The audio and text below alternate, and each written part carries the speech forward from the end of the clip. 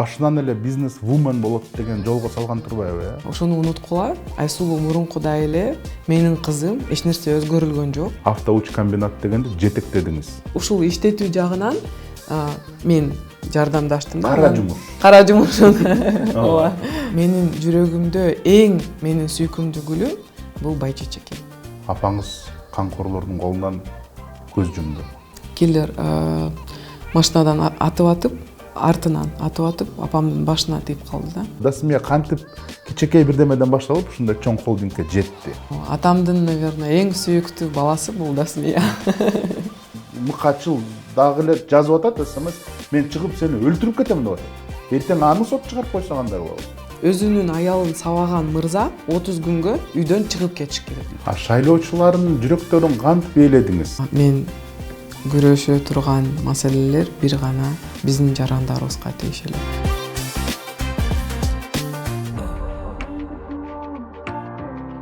Саламатсыңарбы, урматтуу көрөрмандар? Бүгүн биз сизге эксклюзив подкаст деген биздин видеобузду тартуулайбыз. Бул подкастта биз кыргыз элибиздеги ийгиликтүү, мекенчил, прогрессивдүү жана биздин элибизге түзмө-түз таасир берген инсандар менен маек курчубуз. Бүгүнкү биздин биринчи конок Жогорку Кеңештин депутаты Айсулуу Мамашева. 17 жашта чоң бизнести башкарып, 27 жашында Кыргыз парламентинин эң жаш айым депутат катары келген. Ошон үчүн ошо менен азыр бүгүнкү биринчи маек. Айсулуу айым, чоң рахмат биздин подкастка келгениңизге, эксклюзив подкастына кош келдиңиз. Чакырууңуз үчүн чоң рахмат. Айсулуу айым, сиз 1988 жылы төрөлгөнсүз. Атаңыз Турузбек 1991 жылы чоң бизнести баштап, Дасмия компаниясын түзүп, анан эл аралык туризм менен алек болгон. Ошондо сиздин бала кезиңиз кандай өттү? Жана Тимати ырдайт эмес беле? Золотой ребенок, с пеленок в люксе дегендей. Ошондой өттү же карама каршы ата-энеңиз мындай талаптуу, катуу тарбия бердиби сизге? Мен ойлойм, ушул 90-жылдарда ар бир үй бүлө кыйналган учур болчу. Анан чындап эле ушул жаңы нукка мындай изденип, эмне кылсамбы деп атам менен апам ушул чогуу бизнести ачабыз деп ушул бизнестеги жолун жаңы баштап атканда, анан көптөгөн жарандар ушул ойлошот да, ушул айтат го, мындай золотой молодежь деп же аябай мындай көпкөн кыз деген ойлорду, мындай акчасы көп болгон үчүн эрке кыз деп көп угам да. Бирок андай эмес, анткени мен ата-энем ушул ар бир эмнеге жетсе, ошонун бардыгын өзүнүн эмгеги аркылуу жетти да. Анан тилекке каршы ушул 15 жашымда апамдан ушул айрылгандан кийин башкача андан да бешбетер бат чоңойдум. Бирок ушул апам берген тарбия бүгүнкү күнгө чейин мен менен, анткени ушул кичинекей жашыман баштап дайыма ушул эмгекке жакын болуш керек. Бир адамды дагы мындай мен мындаймын деп карабаш керек деп көп мындай үстүнөн ылдый карабаш керек деп. Апам көп нерсени үйрөтүп кеткен да. Анан апам өтө жөнөкөй киши болчу. Атам дагы өтө жөнөкөй адам. Мындай бүгүнкү күнгө чейин ушул көптөгөн ар кандай окуялар болгон. Аябай жаш кезимде депутат болдум. Анан көптөгөн биздин туугандарыбыз ушул учаны тартышып, ушундай учурлар болгон. Сизге? Мага. Кичине жашыма карабастан ушул учаны тарткан кезде, коймулчакты тарткан кезде, анан атам туугандарыбызды урушуп, андай кылбаш керек, ушул бийликте отургандарды өзүңөр жаман көндүрөсүңөр деген аябай көп мындай сындаганда, анан туугандарыма ошондо айтканда, ошону унуткула. Айсулуу мурункудай эле менин кызым, эч нерсе өзгөрүлгөн жок. Бир гана нерсе, Айсулуу бүгүнкү күндөн баштап жумушу бизнестен кетти, эми мамлекетке иштейт, мамлекеттин кызыкчылыгын көзөмөлдөйт, бирок бир өңөр дагы эч нерсени суранбайсыңар деп атам эң башынан баштап ушул бүт туугандарыма айткан да. Угуштуу анан туугандар же сурап келип атышты? Угуштуу. Чындап эле ушул колдоодон башка эч нерсе болгон жок. Анан Кудайга шүгүр, ушул кандай жардам керек болсо атама барып суранышчу. Атам өзү бардыгын чечип койчу да. Мындай ушундай бизди тарбиялашкан. Бирок ушул апамдан айрылгандан баштап тез чоңоюп, сиңдим үчүн толук жоопкерчиликти өзүмө алып, атама бир жактан уул да болдум, кыз да болдум, ушул партнер да болдум. Бизнестен атама жөлөк болуп, жардамдашып, ушул эмне колуман келсе, ошону кичинекей кезимен баштап атама кандай жардам берсем, ушул жалгыз калып калды. Эмне кылсамбы деп, ушундан бизнестеги жолум башталган да. Анда эмесе сизди башынан эле бизнес вумен болот деген жолго салган турбайбы, Башынан баштап ооба бизнесте иштейсиң деп атам аябай ушул именно экономика жана управленияга барган себептердин бири ушул болчу да. Өзүм Кыргыз Европа факультетин бүткөнмүн. Англисче сүйлөйм, французча сүйлөйм. Анан ушул кичинекей кезибизден баштап ар түрдүү таланттарга ээ болушуңар керек. Музыкальный образованием бар. Фортепианода 7 жыл окугам, Шубинка мектебинде, анан аяктагам. Анан көптөгөн мындай атам менен апам үйрөткөн нерселер бүгүнкү күнгө чейин мага жогорку кеңеште да өтө чоң жардам берет. Эмне үчүн? Анткени бирдемени билбесең, же сурап ал, же окуп ал, ушуну билимге умтулуш керек. Эгерде бир чөйрөдө мындай билимиң жок болсо, аны барып сөзсүз түрдө мындай майын чыгарганга чейин жеткизиш керек деген да. Анан чындап эле жогорку кеңешке келгенде эми жашмын. Жаңы мамлекеттик кызматка келгенден кийин көп нерсени билбейм, түшүнбөйм. Бирок ошол учурда ушундан тартынбаганга, анан коллегаларымдан ушул акыл насаат сурап, атаман ушул тийиштүү органдарга кайрылып, тийиштүү адистерге кайрылып, ушул тартынган жерим жок болчу. Эмне үчүн? Анткени ушинтип үйрөткөн ата энем. Бирдемени билбесең, бул жаман эмес, аны үйрөнсөң болот. Балалык кезиңиздеги мындай жүрөгүңүздө эң жылуу калган учурлар кайсы болду? Өзү апам бизге өтө көп көңүл бурчу. Анан апам менен ушул ар бир эс алуу күндөрү барып Бишкекте эң биринчи боулинг ачылган. Бүгүнкү күнгө чейин эсимде бар. Анан боулингде апамдан башка эч ким менен ойногон жокмун да. Анан ушул боулинг мен ойноп, ушул көп нерсени апам үйрөтүп кеткен да. Анан кээде апам чарчаганда же настроениясы жок болгондо ушул пианинону чертип берчи деп суранчу да. Анан дароо настроениясы ачылчу. Апам үчүн эле ушул музыкальный образованияны аягына чейин жеткирип, аягына чейин окуганмын. Эмне үчүн? Анткени апамдын ушунча көңүлү ачылчу да.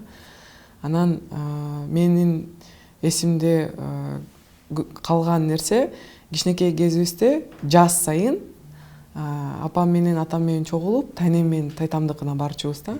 Алар ушул Кегетенин жанында Өтөгөн деген айылы бар.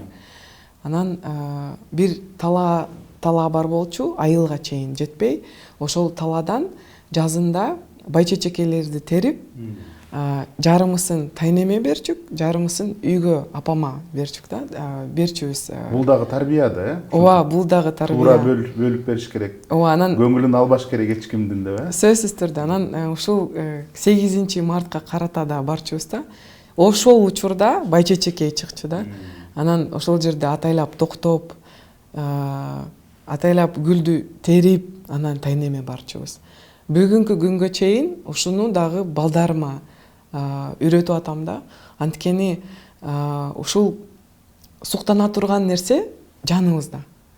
Кичинекей гүл, көңүл, ушул күн тийген ачык асман, ушул көп нерсенин кереги жок экен да. кереги жок деген нерсени бүгүнкү күндө балдарыма да үйрөтүп атам да. Анан өтө менин жүрөгүмдө эң менин сүйкүмдүү гүлүм бул байчечекей. Бүгүнкү күнгө чейин. 17 жашта сиз ал убакыттагы эң чоң айдоочуларды үйрөткөн мекемени автоучкомбинат дегенди жетектедиңиз. Мен ал убакыт эсимде бар, анда баарыбыз эле праваны ошол автоучкомбинатка барып окуп чыкканбыз. 17 жаш, эми балдар школдо жүрөт, мороженое жейт, оюн ойнойт, окуйт, кездешүүлөргө барат, свиданияларга. Анан сиз ошондой чоң мекемени жетектедиңиз. Кандай болуп калды, анан кантип иштедиңиз ошол жакта? Ушул мен баса белгилеп кеткендей, бир жагынан ушул айла жоктугунан мындай бизнеске кириштим. Анткени атама жардам керек болчу. Ал учурда атам ушул госслужбада иштечү, анан бизнести кимге таштайм деп ата мага мүмкүнчүлүк бериңиз деп суранганмын. 17 жаштабы? 17 жашта. Анткени 10 класс. Жок. Мен мектепти 15 жашымда аяктагам. Мен 1 класска 6да баргам, тапшыргам, анан 4 классты 3 класстан 5 класска секирчүбүз. Анан мектепти 9 класстан 11 класска секирип, экстернат менен бүткөнмүн да. Ошондо 15 жашымда мектепти аяктагам. 15 жашымда мектепти бүткөндөн кийин акыркы коңгуроого апам экөөбүз барганбыз. Анан апам менен мен выпускнойума барып, выпускнойумдан кийин ушул апам каза болуп калды да. Анан ошондо эмне үчүн ушул мен айткандай тез мындай бутка туруп анан чоңойгонго туура келди, анткени ушул атама жөлөк болом деп, атама жардам берем деп ушуга барганга туура болду да. Анан чоң мекеме, анан мындай аял кишиге көп мындай таанымал эмес жумуштар бар арасында, жана айдоочулардын өзүнүн бир терминдери бар, өзүнүн бир спецификалары бар. Ошого кантип кирип иштедиңиз? Аял кишиге эмес, балага. Туура. 17 жаш деген бул өтө эрте. Бирок мен үчүн бул именно адамдар менен ушул тил табышканга чоң мектеп болду деп айтсам болот да. Мен жашмын, көп нерсени түшүнбөйм, көп нерсени билбейм, бул кандай, тигил кандай. Анан көп учурларда ушул улуураак байкелер, эжелер мындай туура эмес кабыл алчу да. Анан мындай бир кандай десем, биринчиден кичинекейсиң, сен эмнени түшүнөсүң депчи. Ооба, тажрыйбаң жок. Ооба, тажрыйбаң жок. Анан мен азыр убактым жок. Ушул көп учурларда мурдумдун мындай алдында эшикти жаап коюшту да. Анан бирок атама даттанып барган жокмун. Эмне үчүн? Анткени эгерде менин авторитетим жок болсо, мен ал авторитетке өзүм ээ болушум керек. Эгерде мен атама барып, ата ушундай кылып атат деп даттансам, анда мен авторитетке эч качан ээ боло албайм деп ошондо түшүнчүмүн. Анан ушул азаздан бул кандай болот, тиги кандай болот, бухгалтерияга барып кагаздарды карайм, үйрөтүңүзчү, көрсөтүңүзчү, барып директорго кирем, кантип кабыл аласыздар, кайсы документтер керек. Анан ушул биздин мугалимдер менен сүйлөшүп, баарлашып, тил табышып, ошол жерден үйрөнгөнмүн. Ага чейин мен өзүм 13 жаштан баштап иштеп баштаганмын. Ал учурда мен апама жардам берчүмүн. Автоучкомбинаттабы? Жок, апама жардам берип, ушул апам логистикалык компаниянын жетекчиси болчу.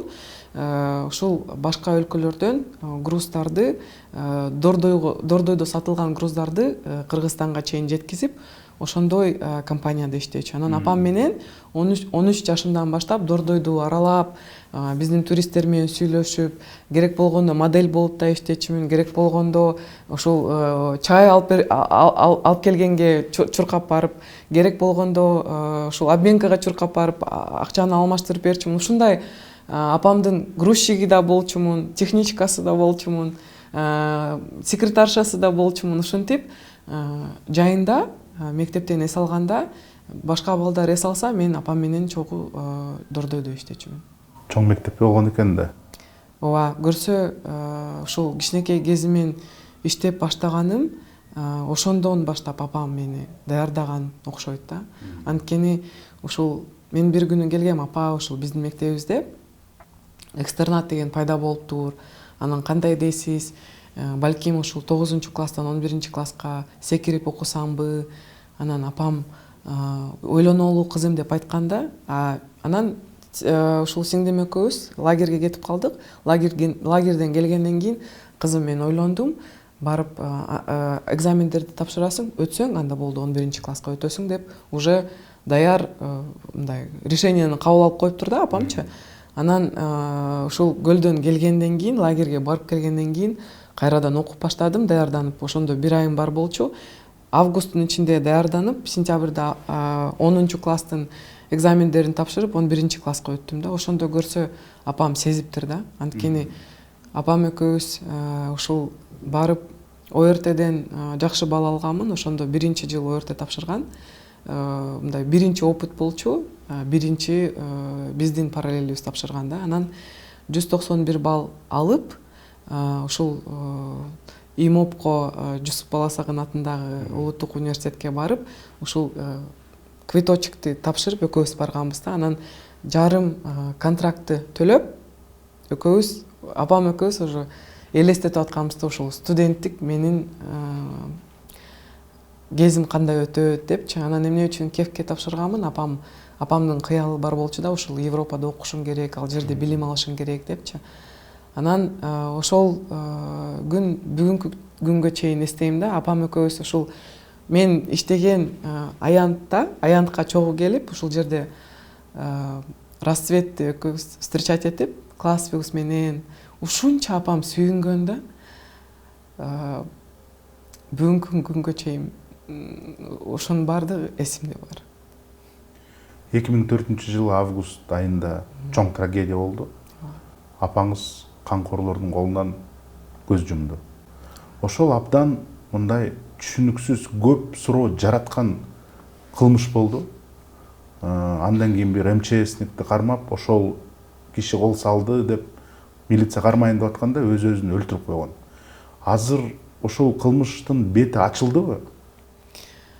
Ошол учурда эле ачылган. Менин апамдын бир жакын курбу бар болчу. Ошол апамдын иштеген офисинин маңдайында жашачу. Анан ушул киллер менен апамдын курбу 40 секунд түнү менен 40 секунд сүйлөшкөн, мурун пилинг деп койчу, ушул разговор болуптур да.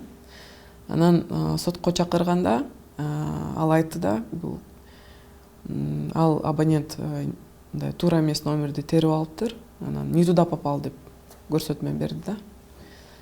Ал адам ушул апам менен ошол түнү апам менен болгон. Анан апам машинага отуруп, ушул киллер машинадан артынан атып атып, апамдын башына тийип калды да, ок. Анан ал аялды допрос кылганда ал айтты, машина кеткенден кийин апам ушул машинага отурганга үлгүрдү, бирок ок атып атканда башына тийип калды да. Анан машина кетип калгандан кийин киллер дагы качып кетти деп көрсөтмө берди. А көрсө ошол түнү 40 секунд сүйлөшүптүр да.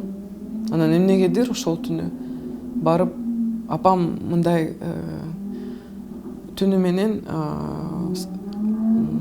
учкан өзүнүн туристтерин 2 күн сайын жөнөтчү да, түнү менен иштечү да. Анан аны билип, ошол мен дагы барып кошо сен менен барып келейин деп сунуш таптыр да. Анан именно ошол күнү сунуш таптыр. Бирок ушул бизге көңүл айтканы келгенде, мен дагы эле ушул ал кишинин мындай бетин эсимде калды да, бети келип эчтеке болбогундай эле көңүл айтканда, анан ал киши менен бир нече жолу шаарда кезиккем. Бирок мындай ичимде агрессия пайда болот да ал кишини көргөндөчү. А бирок сот аны далилдей алган жок. Ошондо ошол киши апаңыздын курбусу киллерди жалдап алдыбы? Эмне себептен жалдап алды? Апама чоң акчаны карыз болчу. Анан ошондо апамдын колунда да чоң акча бар болчу жанында. Ошондо бул ограбление болду да. Анан аны билчү, ал адам аны билчү. Өзү 4 баласынын апасы, КТРКда иштеген айым, чоң бир белгилүү ведущийдин бир тууган сиңдиси. Бирок мындай атын ачыкка айткым келбейт, анткени ал деле бирөөнүн апасы. Балким кичүү балдары аны билбейт, улуу баласы го билет. Бул окуя жөнүндө. Бирок мен бүгүнкү күнгө чейин түшүнбөйм да эмне үчүн ушуга барды деп. Анан бирок мындай көргөндө ушунча жүрөгүм ачышат дейсиз, бирок кантип бирөөгө кол көтөрө алам? Мен андай Кудай мага мүмкүнчүлүк бербеди да. Анан мен ага, конечно, барбайм, бирок колум кычышат, жүрөгүм ооруйт бүгүнкү күнгө чейин. Анткени ападан айрылганы бул өтө чоң жоготуу, өзгөчө кыз үчүн. Анан мен үчүн ушул турмушка чыкканда, балалуу болгондо ар бир күн сайын апага муктаж болот экенсиң да. Бирок ушул Кудайыма шүгүр, мендей мыкты жана сонун, мээримдүү атам бар. Кудайым бир апамды алып койсо, Кудайыма шүгүр, жанымда атам бар. Анан апам бербеген мээримдин бардыгын атам берди. Болгон күчүн жумшап, болгон убактын жумшап, сиңдим экөөбүздү өтө мындай бөпөлөп бакты. Автоучкомбинатка кайтып келсек, ошондо сиз айттыңыз, жана авторитетимди өзүм топтогонго аракет кылайын деп. Топтодуңузбу? Эшикти жаппай калыштыбы? Мен апам менен атамдын кызымын деп ичимден сезчүмүн да. Анан аларды уят кыла албайм. Буларга көрсөтүшүм керек деп акырындап ар бир адамдын ачкычын тагып мындай тең сүйлөшкөнгө жеттим. Ооба. 2008-жылы КНУда экономика жана башкаруу факультетин бүтүп, анан 21 жашыңызда чоң Дасмия деген холдинг бизнесин башкардыңыз.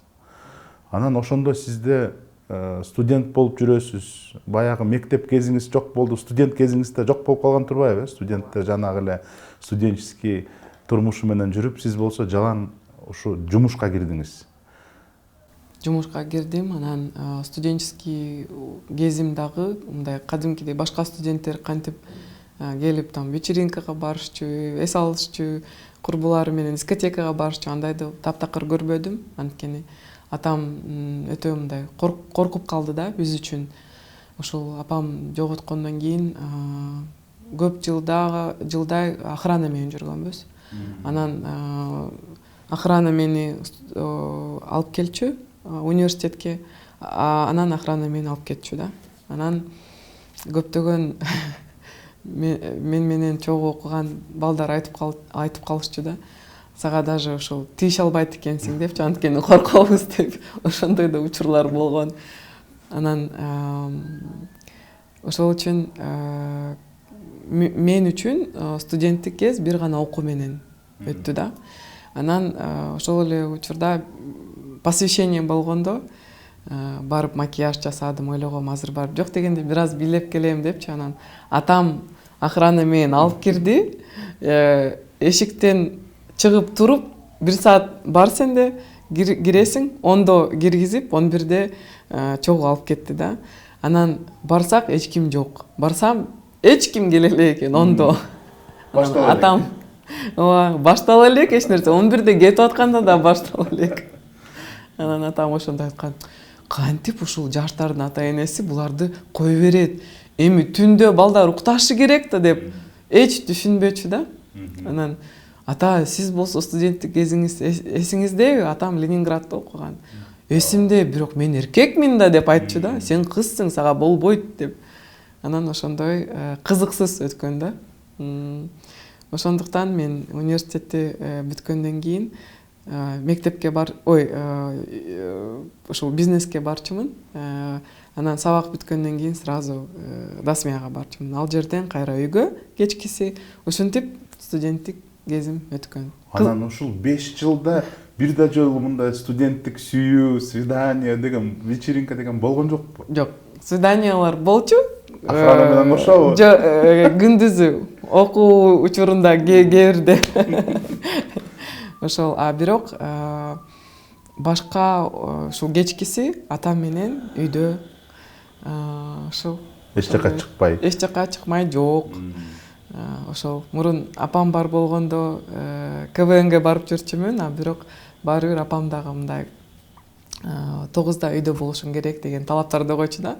Ошондо 11-класс бир аз көрүп калдым. Ошол 9-га чейин мүмкүнчүлүк бар болчу да. Атам менен андай мүмкүнчүлүк таптакыр жок болчу. Анткени ушул обедке чейин үйдөсүң, обедтен кийин окуу кечинде бүтөт, кечинде бүткөндөн кийин үйгө бармай. По расписанию. По расписанию. Азыр 3 баланын апасысыз, аларды дагы ушинтип тарбиялайсызбы? По расписанию. Сөзсүз түрдө азырынча балдар кичинекей болгончо. Жок, чоңойгондо студент. Студент болгондо жок. Мен ойлойм алар эркин жүрүшөт деп, анткени балким ал тарапты да көрүш керек. Анткени мен көп учурларда өтө эле мындай, кандай десем, мындай адам катары мен ачыкмын, бирок мисалы тойго барганда уйкум келип баштайт. Ишенесизби? Уйкум келет. Анткени көнүп калдым да, балдар менен эрте жатасың. Анан мындай башка жашоону деле көргөн жокмун, чынын айтсам. Анан студенттик чөйрөдө мынтип сизге көз караш болгон жокпу? Бул мындай башкачараак, мындай общенияга кылбайт экен, вечеринкага барбайт экен деп мындай неметкен жокпу? Тартынган жокпу сенден? Тартынбай, мындай көбүрөөк аячу да, жаман болуптур, атаң ушундай экен деп. Ошол мен кээ бир курбуларым дискотекага кетишет, Айсулуу, атаңа айтпайсыңбы, биз менен барасың десем, бир айтып көрдүм, 2 айтып көрдүм, анан атам айтып берчү, кызым, сен менен да түшүн, мен корком.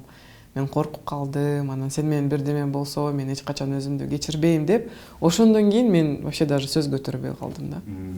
Сөз айтпай калдым. Дасмия бул ата энеңиздин дагы бир баласы деп айтсак болот. Сөзсүз. Нөлдөн баштап чоң бизнес холдингге чейин жеткирди. Туризм тармагын, ресторандык бизнес, азыр мына биз айтып кеткендей айдоочуларды даярдаган бизнес. Ошонун баары сиздин көзүңүздө жаралган, өркүндөгөн, чоңойгон. Ошону айтып берсеңиз, кантип башталып, Дасмия кантип кичинекей бирдемеден башталып ушундай чоң холдингге жетти? Өзү мен атамдын, наверное, эң сүйүктүү баласы бул Дасмия. Анткени чындап эле ар бир мындай ине жөөүнө чейин атам менен апам өзү түптөгөн да. Анан атам өзү уникалдуу адам. Апам ушул жанында жардам берип, экөө чогуу бутуна турганда, чындап эле колунда эчтеке жок болчу, нөлдөн башташканда. Анан ушул гос органдар менен сүйлөшүп атып, ушул бул жерге каттамдарды ачалы депчи, авиа рейстерди. Анан өзү бирден бир ушул мындай бүгүнкү күндө Дубайга, Шаржага ачкан каттамдар, Стамбулга ачкан каттамдарды апам менен атам башташкан да. Именно ушул челночный бизнестин башында ата энем турган да. Бул 90-жылдары. 90-жылдары ушул көптөгөн бүгүнкү күнгө чейин кээ бир ушул менин коллегаларым да айтып жүрүшөт аны. Анан бирден бир ушул грузтарды Кыргызстанга, ушул товарларды Кытайдан, Дубайдан, ушул Араб Эмираттан алып келген, Турциядан алып келген каттамдарды ушул байланышты атам менен апам баштаган. Демек Дордойдун башында турган ушул киши турбайбы, э? Ооба. Дордойду мындай ачканга түздөн түз себепкер болгон ушул ата энем. Анан жанагы эл аралык Дордойго келип, туристтер келип, жанагындай сатып алып, оптом сатып алып, ошол товарларды атаңыз толтурган экен да. Ооба. Атам менен апам ушул оптовиктер менен иштеп баштап, ушул аларга самолетторду учуруп, груздарын алып келип, ушул каттамдарды биринчи атам менен апам баштаган. Сиз канча бир туугансыз? Өзү бүгүнкү күндө атамдын как бы 7 баласы бар. Бирок апам менен бир тууганым, ушул атам апам менен бир тууганым болгон бир сиңдим бар. А так биз 7 бир тууганбыз. Ошондо мен мындай бизнестин, өзүм кичине бизнес менен алек болуп калгам, билем да, бизнес менен алек болгондо такыр убакыт эчтекеге жетпейт. Уктаганга да жетпейт, эс алганга да жетпейт. Анан ушу кантип тарбиялады сизди? Мисалы үчүн апаңыз, эгерде атаңызга жөлөк болуп жанында болуп турсак, кантип силерге убакытты жеткирди? Кичинекей кезибизде ушул мен ата энемдин колунда өсүп калдым. Анан сиңдим ушул төрөлгөндөн кийин бизнести башташкан. Анда дагы экөөбүз ата энемдин колунда көп болуп калдык. Тайкелерим жардам берчү. Апамдын кээ бир учурларда апамдын ушул аяш аталарыбыз, аяш апаларыбыз баккан кез да болчу. Алардын үйүндө калып, түнөп, апам менен атам Стамбулга кетип калган учурда, ушул Кытайга кетип калган учурларда биз ушул же туугандарыбыздын үйүндө, же аяш ата, аяш апаларыбыздын үйүндө чоңоюп калганбыз да, жүрүп калганбыз. Анан ошол челночный бизнести баштады, ошондон эң биринчи капитал ошол жактан келген турбайбы? Ооба, биринчи капитал. Айтор дасмия деген сөз өзү да капитал дегенди билдирет экен, э? Бул нукура кыргыз сөз, дасмия деген. Дасмияң барбы деген, бул акчаң барбы, пулуң барбы дегенди түшүндүрөт да. Атын ким койду эле? Атын ушул атамдын Темир Токтогазиев деген журналист байкем, аяш атам бар. Анан ушул Темир Токтогазиев деген аяш атам ушул кыргыз сөздүктөн таап берген. Нукура кыргыз сөз. Нукура кыргыз сөз деп. Анан бизнеске туура жаткан сөз экен да. Анан ушул челночный бизнестен баштап биринчи дасмияны топтоп, анан кандай болду? Анан ушул автоуч комбинатты приватташтырып, ал жерде атамдын илгертен бери ушул кыялы бар болчу. Дүйнөдөгү эң чоң боз үйдү курам депчи. Анан кимдир бирин, мисалы, башка адамдардын башка кыялдары бар го, атам өзү ушунча андай кыргыз культурасына жакын, ушунча сүйөт, кыргызмын дегенди даңазалаганы ушул эң дүйнөдөгү эң чоң боз үйдү мен курам деп мурунтан эле айтып берчү да магачы. Мен ойлой берчүмүн, эмне үчүн атам мындай, кээ бир адамдар мен миллионер болом дейт го, жок, атамдын кыялы башынан баштап эң чоң боз үйдү курам деген кыялы бар болчу. Ошол анан ушул кичинекей боз үйлөрдөн башташкан, Кыргыз айылын курушкан, көптөгөн ушул ар бир областтан кол өнөрчүлөрдү чакырып, ар бир областтан, ар бир региондон боз үйлөрдү коюп, ошентип Кыргыз айылын ачкан. Демек коммерциялык туризмден жөнөкөй туризмге өткөн экен да ошондо. Ооба, ооба. Кыргызстанды мындай туристтик өлкө катары көрсүн деп. Ушул атамдын кыялы бар болчу да, биздин өлкө жүзүндө Кыргызстан туризм өлкө катары таанылыш керек деп. Анан ушундан кичинекей нерседен баштап атам өзү мындай чыгармачыл адам да, өзү киношник. Анан Кыргызстандай жер эч жерде жок. Мен канча өлкөлөрдү көрүп келдим, бирок дайыма суктана турган бир гана Кыргызстан деп айтчу да. Анан ошону көрсөтүшүм керек, ошону туристтерге жеткиришим керек деп. Өтө мындай Кыргызстанды атамдай эч ким жакшы көрбөйт деп точно айта алам. Анан ушул Кыргыз айылынан баштап меймандостукту көрсөтөбүз деп, ушул кыргыз кухняны көрсөтөбүз деп ресторан курулган. Ресторан курулгандан кийин анан анда чоң тойкона курулган. Анан акчаны топтоп атып, чынын айтсам, ушул атам бизнесмен катары эч качан акчаны мындай бирдемени өзүмө бирдеме алам деген бир ою жок. Бардыгын кайра бизнеске жумшайт. Анан акчаны топтоп атып, кредит алып атып, бир күнү дүйнөдөгү эң чоң боз үйдү койду, тургузду, өзүнүн кыялын аткарды. Анан мен ушунча суктандым дейсиз. Ар бир атамдын кадамы ошого алып барган да.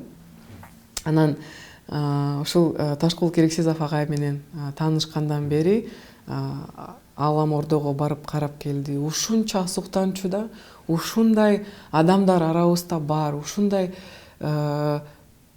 мындай биздин культурабызды ушул тараптан көрсөтө алган мүнөзү бар болгон Аке деген наамга жеткен агам менен чогуу курам деп ушул башташкан да.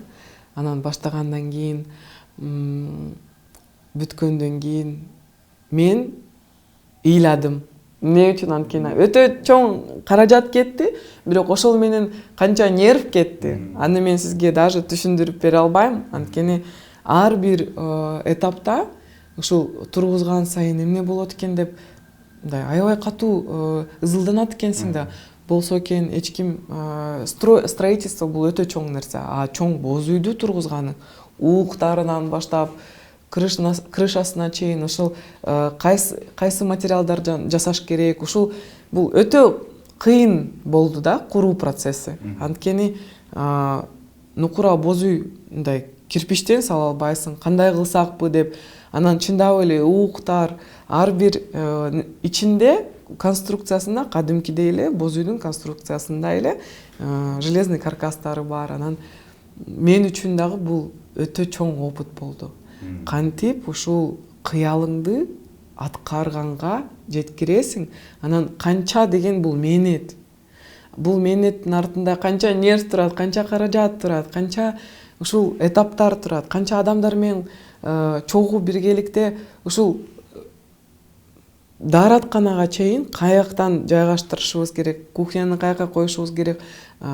Мурун ушул эки эшиги ачылчу, бирок ал жерден тилекке каршы көп мындай шамалда кирчү, урчу, анан аны полностью башкача жасап, анан бир аз өзгөрүүлөр киргизилген да.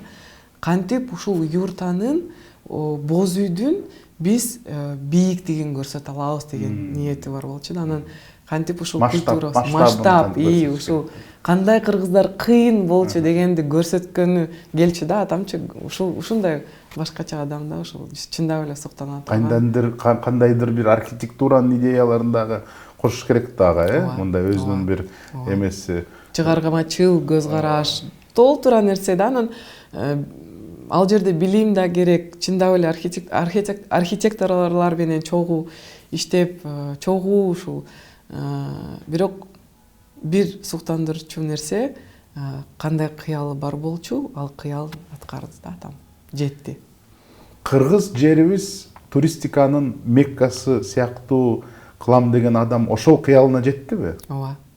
Мен ойлойм, атам мурун ушул туризмде иштечү го, ошондо дагы бүт күчүн, аракетин салып, өзүнүн акчасын кошо салып чалып калчу да, мага акча керек, ушул бүгүн бул ярмарка өтөт, ал жерде могул жетишпей атат, мен алышым керек деп.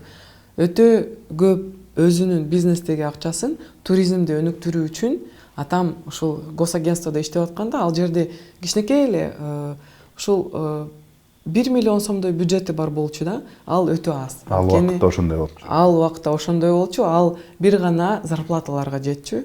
Анан ошол учурда атам өзүнүн акчасын салып, ар кандай ярмаркаларга барып, ал жерде ярмаркаларга Кыргызстанга келиңиздер, Японияга барып келди, Европага барып келди, ар кайсы өлкөлөргө барып, Россияга, ушул жакынкы өлкөлөргө барып, Россияга барып, эң дүйнөдөгү чоң ярмаркаларга барып, ушул Кыргызстан деген өлкө бар. Ал жерде мындай да туризм бар. Хайкинг десе хайкинг бар. Ушул горнолыжный база десең аныбыз да бар.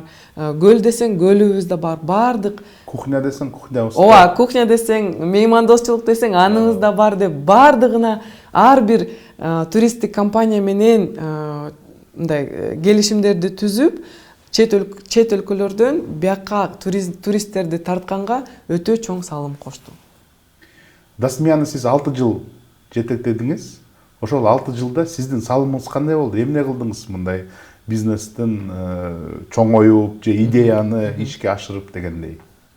Ошо кыялдын артында турган адамдардын бири болдум.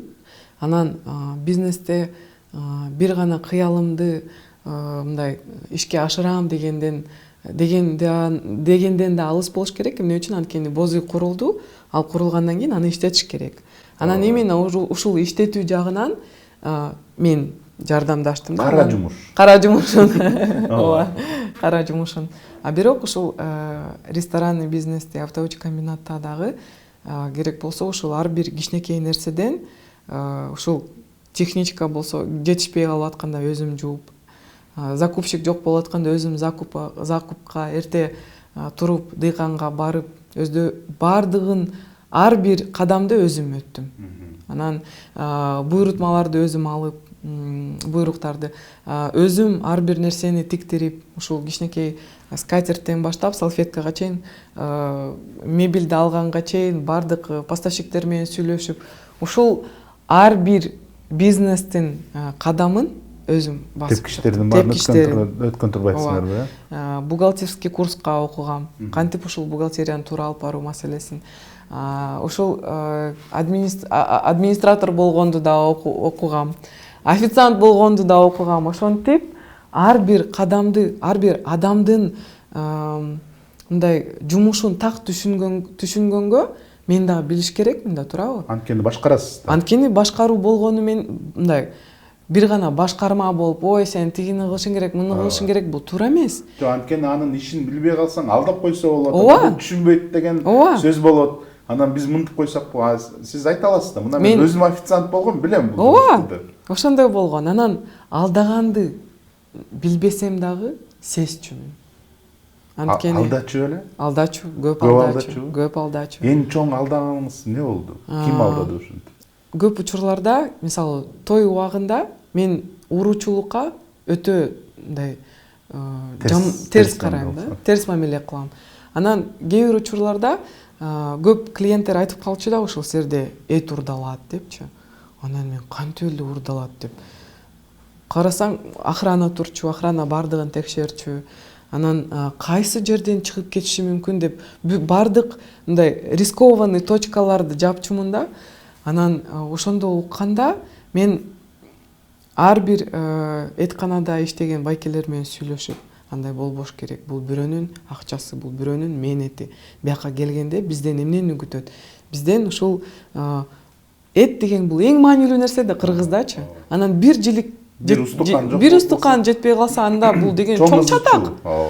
Анан ушул бардыгын өздөштүрүп, ушул байкелерди үйрөтүп атып, байке, керек болсо мен сиздерге ушул даамдуу обед камсыздап берейин, кечкиси тамагын да камсыздап берейин, только урдабаңыздар деп акырындап штраф салып атып, тамагын даярдап, ушул бардыгын камсыздап берип, анан очоккананы дагы мындай условияларды создавать этип, жылуу болсун, аларга ыңгайлуу болсун, кышында болсо дагы мындай жылуу кезинде дагы вентилятор коюп, ушундай нерселерди жасаганбыз да. Анан бул өтө кызыктуу нерсе. Эмне үчүн? Анткени сен ушул сенде иштеген адамдарга дагы туура мамиле жасашың керек. Алар менен чогуу ушул жуурулушуп көрүп, эмне кандай мындай жетишпеген нерселери бар, ошонун бардыгын камсыздап бергенден кийин анан требованияны коесуң, талапты коесуң. Мындай болбош керек, мындай болуш керек, мындай иштеш керек деп, анан үйрөткөндөн кийин жалаң кемсинтпей, ооба, жалаң кемсинтпей, анан ошондон кийин натыйжасын көрөсүң. Бул да өзүнчө бир этика турбайбы? Жанагы туура иштеш, менеджмент. Ооба. Башкаруу деген ошол экен да. Алардын бардыгын билиш үчүн көптөгөн курстардан окудум. Бишкекке кайсы тренер келсе, ар бир дагы тренингти калтырбай барчумун да мурун. Практикага биздин Кыргызстандагы мындай спецификага туура келет бекен ошол тренингдер? өзү ар бир тренингтен өзүңө бир какой-то инсайт аласың да. Мисалы кандай мамиле жасаш керек, кандай бизнести ушул продвигать этиш керек, кандай мамиле клиенттерге жасаш керек, жумушчуларга жасаш керек. Ошонун баардыгы өзүң өздөштүрөсүң. Анткени ар бир бизнестин өзүнүн спецификалары бар да турабы, мындай. Ошондуктан ар бир тренингтен жаңы ойлор пайда болчу. Бирок ошол эле учурда мен бир нерсени түшүнгөм, психологиясы жагынан дагы ушул ыңгайлуу среданы создавать этиш керек депчи. Анан көп айымдарга жардам берчүмүн, ушул садикке киргизип бер, анан ушул төрөгөн атам деп, кээ бир учурда мен менен иштеген кыздарга ушул үйүндө туалет жок болсо, биотуалет алып берип, мындай төрөгөн атам деп бүт роддомдуго сумкасын чогултуп, карматып анан жиберчүмүн да. Анткени ар бир адамга адамдай мамиле жасасаң, анан кайрадан сага ушунча берет да. Эки эсе. Психология жактын айттыңыз, демек сизге иштеген адамдардын көңүлү ток болуш керек, Ооба, көңүлү сөзсүз түрдө ток болуш керек. Анткени жумушка барганда үйдө бир көйгөйлөр бар болсо, алар мындай иштетпейт экен да. Жүрөгүнө өйкөйт. Ооба. Өйкөтүп анан кайра жумуштун сапаты начарлап калат да. Ал болбош үчүн эмне болду? Айтчы. Ушул мен жардам берейин деп. Ошого чейин барчумун да. Ошондо эт урдалбай калдыбы анан? Ооба. Эт урдалбай калды. Анан андан дагы тышкары ушул клиенттерибизге бизден чек кетпесин деп бышырганда байкени бересиз, бышырылгандан кийин өзүңүз култап кетесиз, ошол күрүч сизде болот. Ошол ачкычты өзүңүздөр алып келесиз, кулпуну. Анан бышырылгандан кийин өзүңүздөр жоопкерчилик сизде деп тапшырып байкелерди чыгарып койчубуз да. Ошондой. Негизи кухняда эң чоң урдоолор ушул жакта болот, товарлар жана продуктуну урдап. Ошо менен кантип күрөштүңүз? Охрана коесуң, камера койсо болбойт беле? Жанында жокпу? Камера жаңы кирип баштаган да. Анан камераларда орноштурулган, ошол охрана дагы текшерип жаткан. Бирок кээ бир адамдар түшүнбөйт экен да. Бияка дагы алынат деп, мындай өзүнүн кандай десем, башка бирөөнү сыйлабаган адамдар ушул иштеген жерин да сыйлабайт экен, кандай мамиле жасабасаң дагы сыйлабайт экен. Андай адамдар тилекке каршы жок эмес. Ошол урдап кеткен мындай в порядке вещей да, аларда ошондой болуш керек. Кантип эле кухняда барып бирдеме үйгө алып кетпейм деген ой менен келет да. Негизи бизнесте сиздин башыңыздан өткөн эң чоң кыйынчылык эмне болду? Бир жолу бир тойдо мен тойлордо көп иштеп калдым, анан бир случай болгон. Ушул 90 жашар ата тепкичти көрбөй камерадан караганбыз, башка жерде карап атыптыр, эч ким жанында баспай, мындай жардам бербей, коштобой, өзү жалгыз басып баратыптыр. Анан бирөө чакырып койсо мындай карап, анан тепкичти көрбөй таз сынып кетти да. Ошондо 90 жашар ата. Көчүк жагы сынып. Көчүк жагы сынып, анан ал болсо небересинин тою болчу да. Анан той башталды.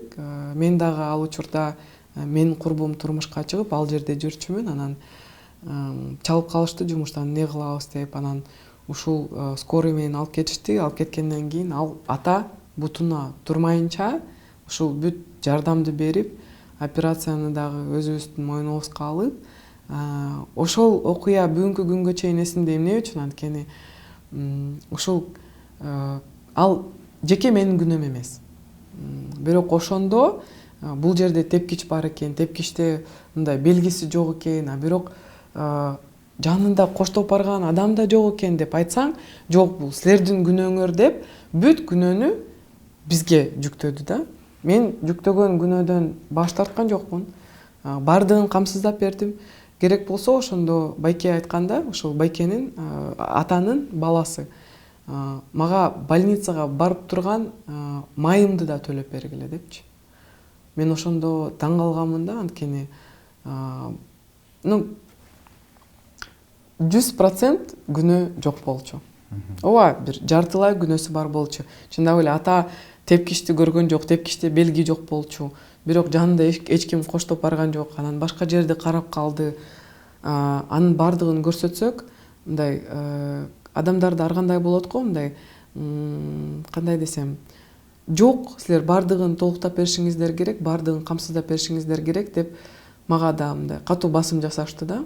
Анан азыр атам бирдеме болсо, силер күнөөлүү болосуңар деп айтканда, мен ушунча, мен апамды жоготкон адам катары мен башка бирөөнүн ата энесине дагы ошондой мамилем бар да. Бул деле ата, бул балдардын атасы. Бирок алар тарабынан андай мамилени көрбөдүм да. Бардыгын бизге жүктөп койду, бардыгын камсыздап бердик, ата бутуна турганга чейин.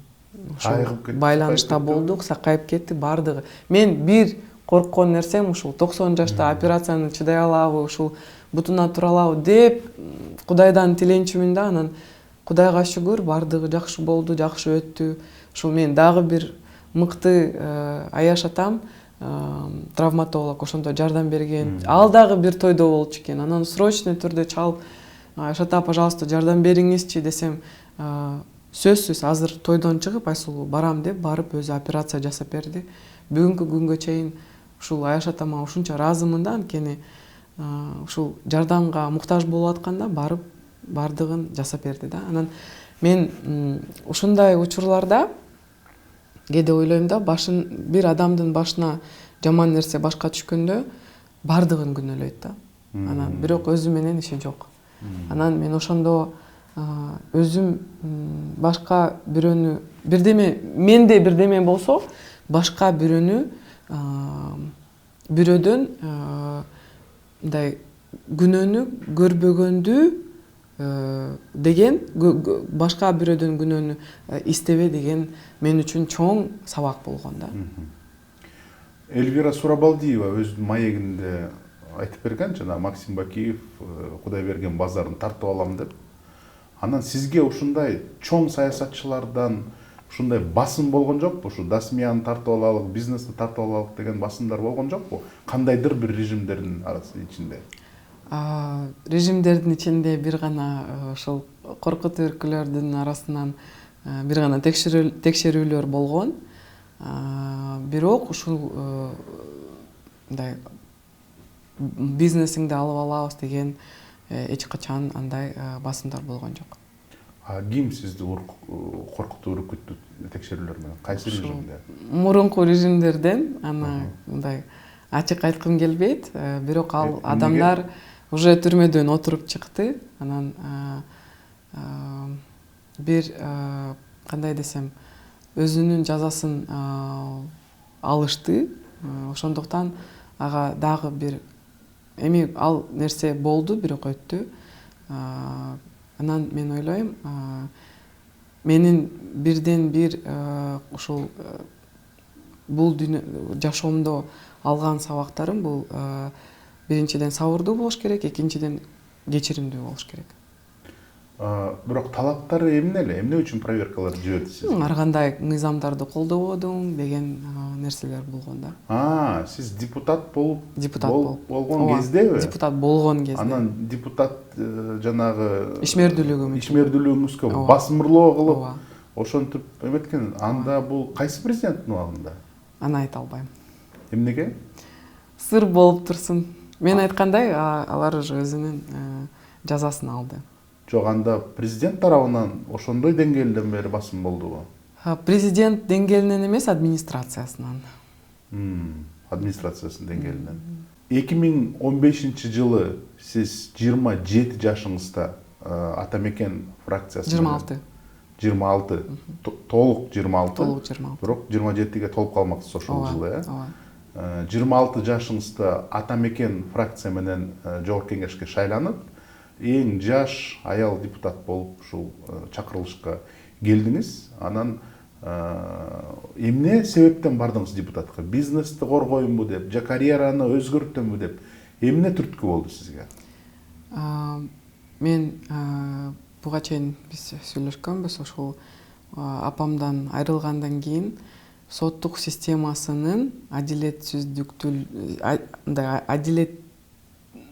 акыйкатты ушул адилеттүүлүктүн жоктугун сездим да, толук кандуу сездим. Эмне үчүн? Анткени ушул апамды өлтүрүп кеткен адам бирөөсү өзүн суицид менен ушул өмүрүн көз жумду, а экинчиси экөө болчу. Эки киши болчу.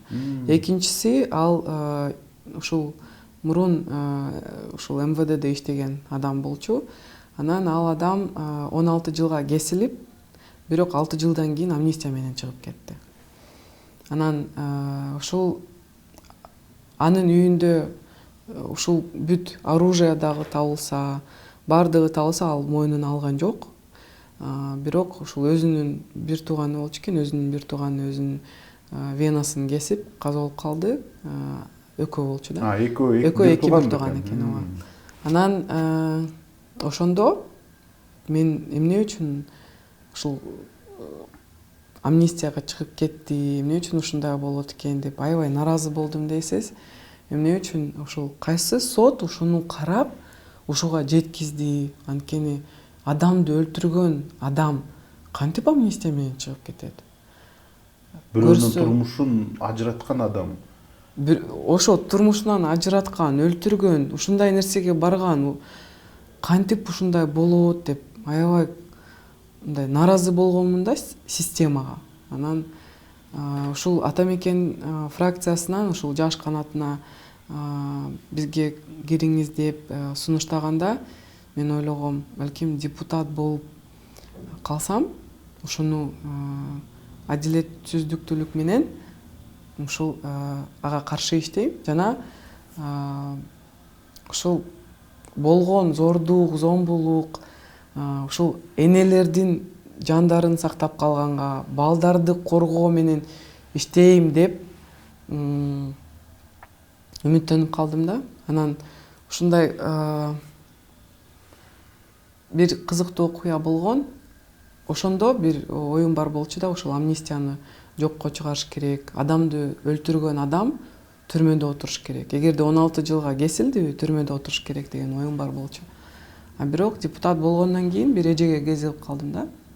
Анан анда мага эже айтты да, эмне үчүн депутат болом деп атасың? Мен айттым, ушундай. Мен жашоомдо ушундай окуя болгон. Анан мен барып, ушул соттор адилеттүү чечимдерди чыгарыш керек. Амнистия жокко чыгыш керек. Бирөөнү өлтүргөн адам чыкпаш керек түрмөдөн деп айтсам, эже мага айтты да, сен билесиңби, түрмө деген бул жерде, бул жашоодо болгон тозок. Ал адам 6 жыл отурса дагы күндө ушул жашоодогу тозокту көрдү өз көзү менен. Анан эгерде Кудайым буйруп ал адам чыгып калса, бул деле чыкканы Кудайдын буйругу. Эгерде ушундай буйрук болуп ал адам чыгып калса, анда значит Кудайым аны чечти. Анан мен ойлоп атып, бир чындап эле сен Кудай эмессиң. Сен аны чечпейсиң. Аны Кудай чечет. Анан ушундай мүмкүнчүлүк түзүлүп калып, ал киши чыгып кетсе, анда бул буйрук болду. Сен аны туура кабыл алышың керек деп айтты да. Анан мен ошондо аябай биринчиден таарындым. Биринчи менин болгон оюм, таарынып калдым да ал эжегечи. Эмне үчүн антип айтат? Анткени бул адам менин апамды өлтүрдү, андай болбош керек эле деп ызылданып жүрдүм. Анан бир убакыт өткөн сайын мен түшүнүп баштадым да ал эженин сөзүнүн маанисин. Мен ошондо ойлодум да, чындап эле мен Кудай эмесмин. Кудайым мага сен бирөөнүн тагдырын чечесиң деген мүмкүнчүлүктү бербеди. Анан депутат болгондон кийин мен эмне кыла алам? Мен ушул адамдын укугун коргой алам. Ооба, бүгүнкү күнгө чейин адилетсиздүүлүк менен күрөшүп жүрөм. Эгерде ушул кайсылдыр бир жерде ушул аялдарга болгон зордук, зомбулукту фактылары чыкса, алар ушул балдарга болгон зордук зомбулук фактылары чыкса, сөзсүз түрдө ушул аягына чейин көзөмөлгө алып, мындай акыйкат следствие болсун деп, мындай ачык следствие болсун деп бардыгын күч аракетимди салам да. Бирок ушул кээ бир учурларда ага дагы күчүм жетпесе, кайра өзүмө наразы болуп калам да. Эмне үчүн ушундай болуп атат? Эмне үчүн? Анткени биздин өлкөбүз биринчи иретте коопсуздук менен биздин жарандарыбызды камсыздап бериш керек. Күч органдар өзүнүн жумушун так аткарыш керек.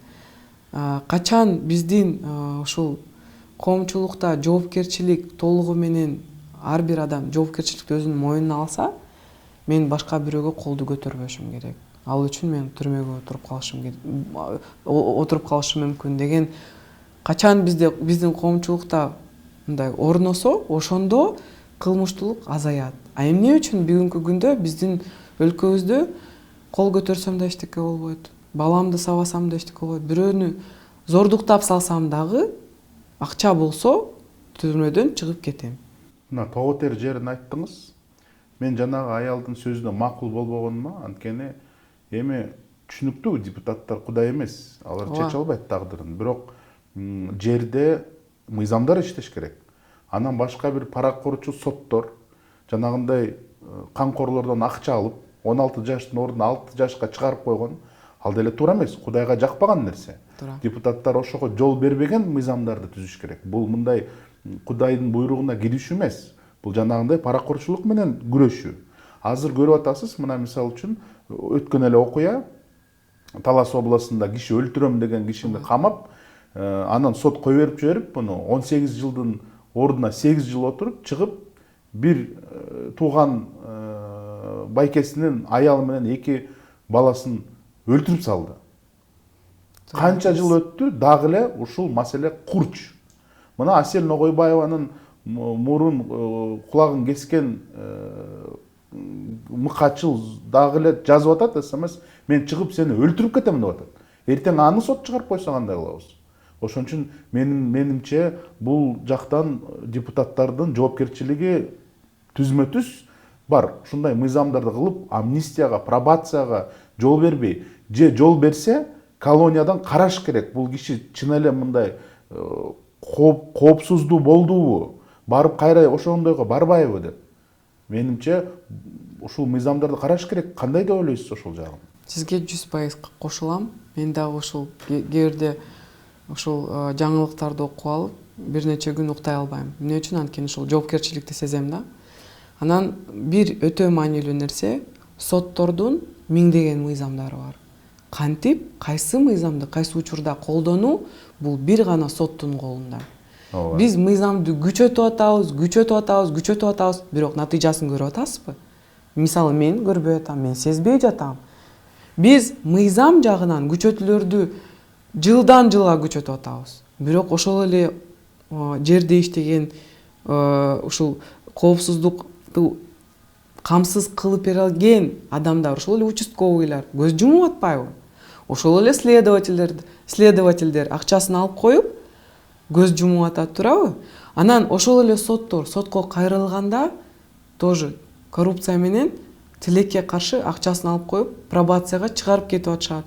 Бул деген тилекке каршы бардык нерсе биздин колубузда эмес. Мыйзам жазуу жагынан биз мыйзамды күчөтүп эле баратабыз да. Бирок сиз айткан кээ бир учурларда мыйзамда жетишпеген нерсени биз дароо реакция кылабыз. Ошол эле пробация боюнча. Сиз айтып кеткендей, бүгүнкү күндө ушул пробация мыйзамына дагы өзгөртүүлөрдү киргизип атабыз. Тилекке каршы ушул легкий причинение вреда здоровью деген ал жерге кирип калган.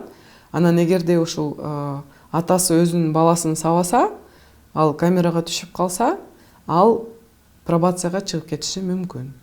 Легкий причинение вреда здоровью.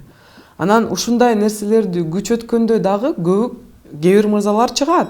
Бул деген биздин традицияга туура эмес болот депчи. Андай болбош керек. Мисалы, ушул үй бүлөлүк зордук зомбулук боюнча мыйзамды жазгандан кийин ал жерде көрсөтүлгөн.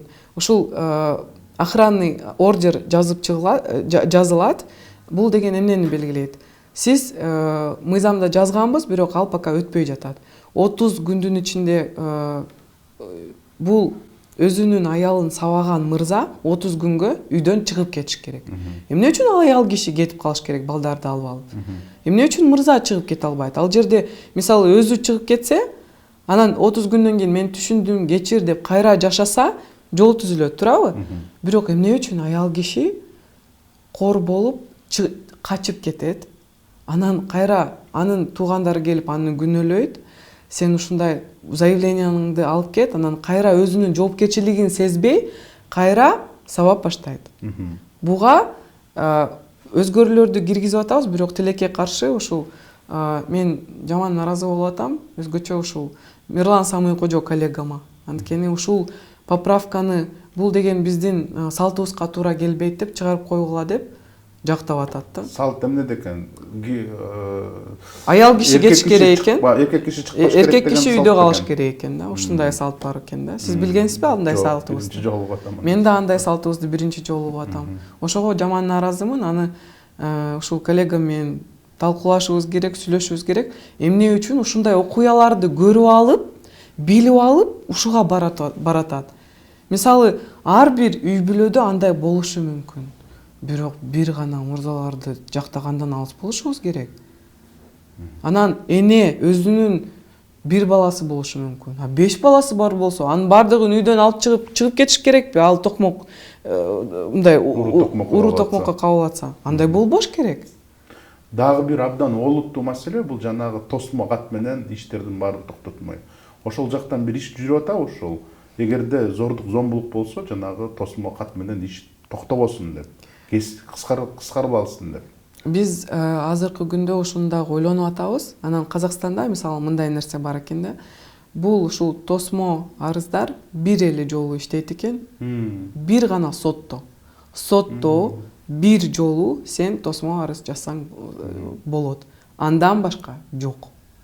Ушул иш сотко жеткизип, анан тосмо арыз жазса болот. Бирок ошондо бир жолу гана кыскарылат. Эмки жолу кайталанса, как положено, ушул мыйзам аркылуу кетет да, түрмөгө отурат.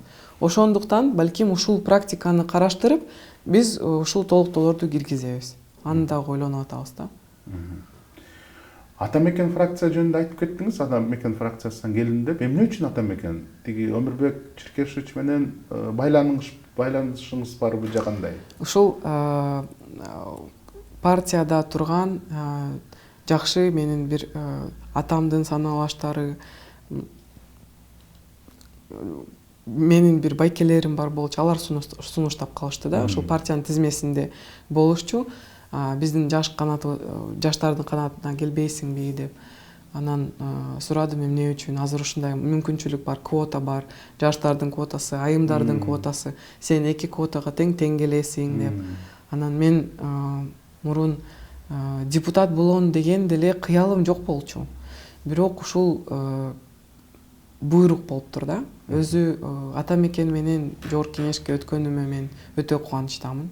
Анткени ушун Өмүрбек Черкешевичтей эң күчтүү тажрыйбалуу депутат менен иштегениме мен өзүмдү бактылуу сезем. Анткени ал кишиден дагы өтө көп мындай тажрыйбаны алдым. Ошол эле Алмамбет Насырканович Шыкмаматов, ошол эле Каныбек Иманалиев, ошол эле Болот Шернияз менен да чогуу партиялаш болуп калдык. Ушул Садык байке Шернияз менен дагы чогуу иштедик. Асия Айтбаевна, Наталья Владимировна, эми кимди албасаң, Сайдулла Анышанов, бардыгы кыйын. Искендер Гайыпкулов, ушул бардыгы менен чогуу иштешип, Аида Салянова, ушундай мыкты өзүнүн жумушун 5 колундай билген адистер менен иштегениме, ушундай күчтүү депутаттар менен иштегениме мен кубанычтамын. Мен өтө бактылуумун. Шайлоочулардын жүрөктөрүн кантип ээледиңиз? Өзгөчө аял кишиге кыйын да бизде Кыргызстанда. Жана үгүт иштерин өтүп атканда кантип эмне деп убада бердиңиз? Кантип добуш топтодуңуз? Мен убадалардан алыс болчумун. Анткени мен билбеген, камсыздап бере алган, мен мындай түздөн түз айтчумун, мен эч кандай тажрыйбам жок. Бирок колумдан келишинче ушул акыйкатсыздык менен күрөшөм деген убаданы бергем. Ал убадамды бүгүнкү күнгө чейин ушул толук кандуу ал убадам менен бүгүнкү күндө дагы иштеп келатам да. Альянс партиясынан баратканда кандайдыр бир нече убадаларды дагы көрдүм. Негизи мындай аткара албай калган убадаларыңар болдубу? Ушул бизнестен келгендиктен мен бирөөгө камсыздап бере алган же бере албаган нерсени айта албайм. Мен тигинтем, мен мынтем, жолуңарды салып берем, мектебиңерди куруп берем дегенден алысмын. Эмне үчүн? Анткени эгерде колуман келбесе, мен дароо эле айтам, мен колуман келбейт ал нерсе. Бирок ушул колуман келе турган нерсени ушул социалдык тармагынан, билим берүү тармагынан, ушул Минздрав тарабынан кайсы талаптарды, кайсы убадаларымды берсем, ал убадаларым менен иштечүмүн. Бүгүнкү күндө да иштеп жүрөм. Мурдакы чакырылышта эң мындай мен уялган мыйзамды кабыл алган бул Лысый менен Давидов тиги мөңгүлөр жөнүндө мыйзам болду деп айткансыз. Ушул чакырылышта сиз уялган мыйзамдар барбы? Мен келгениме аз эле болду. Анан ушул канча болду? 4 эле ай болду. Ушул 4 айдын ичинде пока андай мыйзам боло элек. Мисалы үчүн иноагенттер жөнүндө мыйзам кабыл алды, мындай чоң ызычуу болду. Ошого көз карашыңыз кандай? Өзү инагент мыйзам боюнча мындай ар кандай көз караштар бар да. Анан эгерде инагент ушул НПОлордун мындай сырдуу эч нерсеси жок болсо, мындай как бы секретный эч нерсеси, жашыра турган нерсеси жок болсо, анда отчеттон анын бардыгын көрсөтсө болот. Бирок азыркы деле мыйзамда бар болчу да. Ооба, бирок ушул политикага кандай десем, эгерде политический взглядтар үчүн жоопкерчиликке тартылганын, аны мисалы мен туура көрбөйм. Анткени көп учурларда көптөгөн международный ушул организациялар мен деле андай окуулардан өткөм.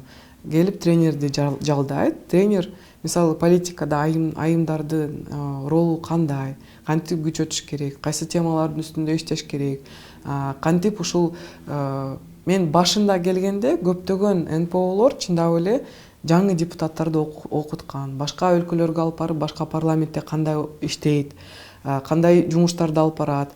Ошол эле көптөгөн именно информация жагынан, окутуу жагынан көп жардам алгам. Аны ачык айтышым керек. Эмне үчүн? Анткени көптөгөн проекттер, мисалы ошол эле билим берүү жаатында көптөгөн проекттерди колдошот. Жаңы стартаптарга колдоо көрсөтүшөт. Өтө чоң пайдасы да бар. Мен мисалы өзүмдөн зыянды сезбедим, көрбөдүм.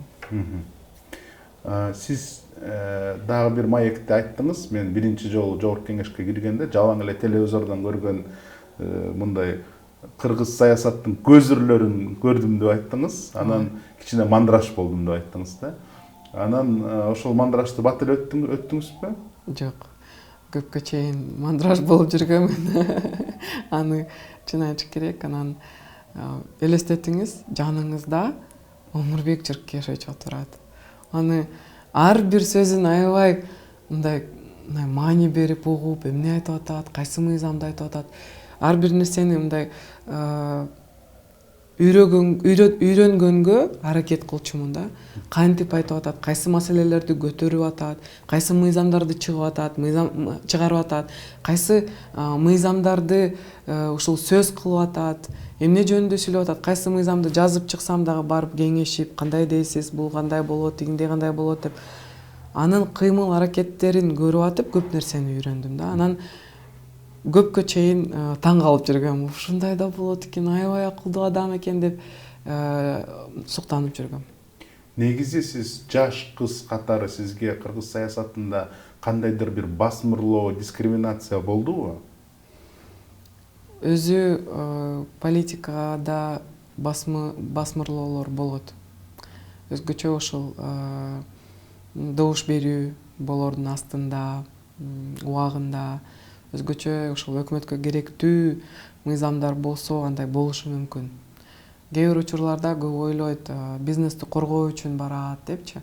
Чындап эле бизнести депутат болсоң коргой албайсың. Наоборот, сен бизнесиңе биринчи иретте мындай тийишкенге туура жол ачык да. Көңүлдүн баары ошол жакта да. Көңүлдүн баары ошол жерде. Анткени сага басым кыла турган бирден бир бизнес ошол. Ошол басым кандай болот? Мына башыңыздан өткөн турбайбы? Ооба. Эми аттарын атабайм деп атасыз, бирок механизми кандай? ГКМБден чалып угрожать этеби же администрация президент чалабы? Эмне деп айтышат? Ар кандай текшерүүлөр болот. Жок, биринчи кандайдыр бир неме айтат да, предупреждение берет да. Жок, кээде предупреждение жок. Лично эч ким чалбайт. Анан кантип жеткизет сизге мына ушул мыйзамга добуш бериш керек деп? Талабын жеткизет. Кээ бир коллегалар аркылуу андай ошондой да учурлар бар. Ошол телефон чалууларда болгон, ушул мурунку администрациялардан. Бирок мен түздөн түз айтчумун да, биз оппозициялык фракциябыз. Сиздерде өзүңүздөрдүн ушул провластный партияңыз бар, ал жерде депутаттарыңыздар бар. Ал жердин ал адамдардын добушу менен чалып айтсаңыздар болот, кантип добуш бериш керек. Бирок биз оппозициялык фракция катары кандай билсек, ошондой добуш бергенге мыйзам жол берген. Мыйзамды да түшүндүрүп берсең, иштебечү деп айтсам болот да. Кандай мыйзамдарды ошол өткөрөйүн деп атышты? Ар кандай. Мисал үчүн. Лысый Давыдов. Анан мындай сиз макул эмес болуп, бирок сизди басмырлоо менен мыйзамга добуш бердирткен учурлар болдубу? Ар кандай учурлар болчу.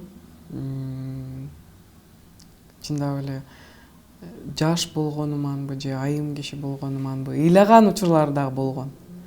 Кээ бирде кабинетти жаап алып ыйлаган да учурлар болгон. Анткени мен кыз кишимин, биринчиден, экинчиден особенно мындай атам жөнүндө сөз болгондо мен үчүн бул вообще айтат го, ар бир адамдын өзүнүн слабый местосы бар. Менин атам жөнүндө бирөө айтса, мен вообще сразу жүрөгүмө катуу тиет да. Ошондуктан кээ бир учурларда ушул макул болгонго дагы учурлар болгон. Аны моюнга алыш керек, чынын айтыш керек. Атаңыздын атын кошуп дагы басмырлоо кылган экен да анда, ооба. Кээ бир өзүмдүн эле коллегаларым. Мисалы, ошондой бир момент болгон. Өзүмдүн коллегам чогуу иштегенбиз. Атамды да билчү, анан бир коррупционерге каршы иштеп баштаганда, ушул анын үстүнө ушул арыздарды жазып, биздин жарандарыбыздан келген арыздарды ушул тийиштүү органдарга жөнөткөндө, ал мага бир нерсени айтканда, мен айткам, мен чакырып калды. Эмне болду десем, ушул байкеңди тийбей эле кой. Эмне болду десем, ал менин жакшы таанышым. Мен айттым, байке билесизби, ал коррупционер деп айтсам, ал коррупционер менин коррупционерим деп айткан. Кайсы коррупционер жөнүндө? Аны айта албайм, бирок ошондой да учурлар болгон. 2021 Альянс партия менен шайлоого баратканда, сиз өзүңүздүн имиджиңиз жана советтик Кыргызстандын кызы деген имидж менен бардыңыз, дочь советской Киргизии. Сиз үчүн советтик Кыргызстандын кызы деген бул эмне? Бул ким? Ал мындай жаңы интерпретацияда болгон, кыргыз элинин кызымын деп. Эмне үчүн? Анткени качан кайсы маселе болбосо дагы мен күрөшө турган маселелер бир гана биздин жарандарыбызга тийишелүү. Мен кыргыз элинин кызымын деген ушул месседж менен ушул сүрөттү чыгарганбыз да. Анан колумда китеп, артымда поле, окуйм, иштейм, бардыгына жетишем деген. Анан жолукчан, анткени мен жубаймын. мен балдарымдын энесимин деген ушул мааниде чыгарганбыз да. Окуп иштеп жетишип атасызбы эми? Кыйын, бирок жетишсе болот. Опыт бар. Азыркы чакырылышта эң маанилүү кандай мыйзам долбоорлорун киргизейин деп атасыз же уже киргиздиңиз? Азыр ушул алимент өндүрүү боюнча мыйзамды кайрадан чыгарып атабыз. Анткени бул маселе бүгүнкү күндө дагы чечилбей келе жатат. Карызкорлордун саны күндөн күнгө көбөйүп атат. Бирок ошол эле учурда мурун тилекке каршы, мурунку режимдерде мындай саясаттык эрк жетпечү да. Бүгүнкү күндө мен ойлойм, ал эрк бар. Ушул Садыр Нуркожоевич да көп айтат, ушул биздин балдарды караш керек деп, ушул зордук зомбулукка каршы чыгып атышат. Камчыбек Кыдыршаевич дагы ушул ким үй бүлөлүк зордук зомбулукка кабылса ГКМБга келсин деп айтат го. Анан мен чынын айтсам ошону укканда аябай сүйүнгөнмүн. Анткени чындап эле милициядан эч ким коркпой калды. Бүгүнкү күндө бардыгы ГКМБдан коркот. Ошол анан алимент боюнча эмне болот жаңы мыйзамда? Кандай механизмдер болот? Жаңы мыйзамда биз жаңы нерселерди киргизип аткан. Эгерде карызкор ушул алименттерди төлөбөсө, анда ушул гос услугалардан ажыратылат. Бул эмнени белгилейт? Оформление, переоформление жасай албайт, сатып ала албайт эч нерсени, мүлктү. Өзү сатып албайт, анан өзүнүн мүлкүн сатып албайт. Ушундай нерселерди киргизип атабыз. Бүгүнкү күндө ушул мыйзамдар Өзбекстанда аябай жакшы результаттарды берип атат. Анткени ушул көп учурларда именно эгерде бирдемени сатканда сенин акчаң пайда болот, туурабы? А бирдемени сатып алсаң, анда акчаң бар экен да, аны тастыктайт, туурабы? Бирдемени переоформление кылып атканда дагы ал бирдемени сатасың же бирдемени аласың, ошондо акчаң пайда болот. Ал акчаны биринчи иретте өзүңдүн балаңа татыктуу жашоо камсыздаш үчүн алиментти төлөшүң керек деген нерсени киргизип атабыз. Мындай болуп калбайбы? Ажырашкандан мурда мүлктүн баарын башка бирөөгө оформление кылып кутулуп кетет деген көйгөй жокпу? Ажырашканга чейин дейсизби же кандай? Мына азыр ажырашам деп атат. Анан ажырашып алимент төлөшүм керек. Анан алимент төлөсөм мону сата албай калам деп бирөөгө оформление кылып коет деген тобокелчилик чыгып атпайбы? Бүгүнкү күндө да бар да ал. Эгерде 2 жаш үйлөнүп, иштеп атып, үй алса, апасына оформление кылып коюп атпайбы? Бүгүнкү күндө деле ал бар.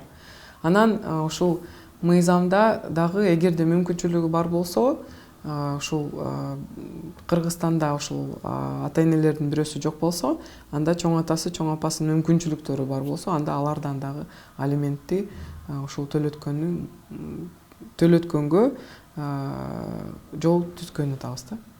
Дагы сиз абдан активдүү ушул үй бүлөлүк зордук зомбулукка каршы чыгып атасыз. Анан бирок тилекке каршы канча саясатчылар айтып атат, бирок ошол зордук зомбулуктун учурлары ылдый түшпөй атат да. Ошол тарапта жогорку кеңеш бирдеме кылып атабы? Ошо мен белгилеп кеткендей, биз жактан мыйзамдарды дагы эле качан эмне болсо, кайсы маселе көтөрүлсө, именно зордук зомбулук жактан мыйзамдарды күчөтүп атабыз да. Мүмкүн жалаң эле мыйзамды күчөтпөй, бир өзгөчө контроль коюш керек. Ар бир комитетте мындай отчет берип, же пленарный заседанияда отчет берип, ошондо кичине милициянын, соттордун жоопкерчилиги көбөйөбү деген үмүттө. Балким мырзалар бул контролду өзүнө алса, контроль күчөсө, анда андай болмок. Бүгүнкү күндө зордук зомбулук фактылар боюнча көбүнчөсү аялдар контролду кармашат. Аялдар бул маселелерди көтөрүшөт. Аялдар ийим кызматкерлерине чалышат. Жалаң гана аялдар ушул зөөкүрлөргө каршы мыйзамдарды жазып чыгарып атышат. Ушундай болуп атат, тилекке каршы. Менин ушул чоң оюм жана максатым ушул биздин мырзаларыбыз бир күнү ойгонуп, ушуну өзүнүн колуна алса жакшы болот эле. Эмне үчүн? Анткени качан аталар, ушул чоң аталар өзүнүн неберелерин, өзүнүн келиндерин, кыздарын жактап баштаса, бир гана өзүнүкүн эмес, депутаттар өзүнүн гана үй бүлөсүн ойлош керек да, өзүнүн гана уулун ойлош керек, башка бирөөнүн кызын да ойлош керек. Биз дайыма айтабыз коллегаларыбызга, урматтуулар, пожалуйста, колдоп бериңиздер. Сиздердин да кыздарыңыздар бар, келиндериңиздер бар. Бир гана өзүңүздүн үй бүлөңүздү ойлобоңуз. Биздин өлкөбүз өтө чоң. Канча деген айымдар ушул кабыл зордук зомбулукка кабыл болуп атат. Цифралар күндөн күнгө өсүп атат. Бүгүн депутатсың, эртең депутат болбойсуң. Бирок мыйзам бардыгыбызга тең болуш керек. Иштеш керек, ошону көзөмөлдөш керек деп дайыма айтабыз. Бирок тилекке каршы кээ бир эле биздин мырзаларыбыз колдойт, калганы көбү колдобойт. Сиздин үй бүлөңүз боюнча сөз кылып кетсек, сиз бир маекте айтыпсыңар, жана сиздин күйөөңүз менен Эркиндик бульварында жолугуп, таанышып, Ала Тоо кинотеатрынын жанынан караоке ырдап, бир көк вагонго түшүп, өзүнчө бир жакшы бир кездешүү болгон экен. Анан азыр канча бир 10 жылдай болуп калдыбы? Чогуу түтүн бууп атасыңар, 3 баланын ата энеси болдуңуз. Дагы эле ушундай романтика барбы араңыздарда? Эми 3 балалуу болгондон кийин анча романтика болбой калат экен. Бирок башка романтика пайда болот экен. Мен жолдошум менен, балдарым менен бир жака баратсак же сейилдеп баратсак, жолдошумду карап атып суктана кетем да. Эмне үчүн? Анткени ушул жаныбызда 3 жөжөбүз, алдымда жолдошум, мен артында басып, ушул төртөөнү көрүп алып, ушунча Кудайыма ыраазы боло берем да. Анткени Кудайым мага буйруп, мен бактылуулук деген эмнени толук кандуу билдим, сезип атам жана бул деген менин күнүмдүк жашоо. Анан күн сайын туруп алып, шашмай биринчи ойгоном. Кызыма ушул үй бүлөмө завтрак жасайм, каша жасайм, балдарымды тойгузам, кызымды мектепке кетирем, уулумду кийинтем, кичүү кызымды тамагын берип, аны дагы көтөнүн жууп, ушундай кичинекей нерселерден ушунча рахат алам. Анан күн сайын туруп алып, биринчи Кудайга болгон ыраазычылыгымдан баштайм да күнүмдү. Анткени көп учурларда биз мындай күнүмдүк жашообузду жашап атып, Кудайга ыраазычылыкты билдиргенди унутуп калат экенбиз. Бул өтө чоң нерсе. Анан качан ыраазы болсок, ошончо кайрадан дагы береке берет экен да Кудайым. Анан күнүгө өзүмдү бактылуу айым деп сезем, ушуга Кудайыма ыраазымын.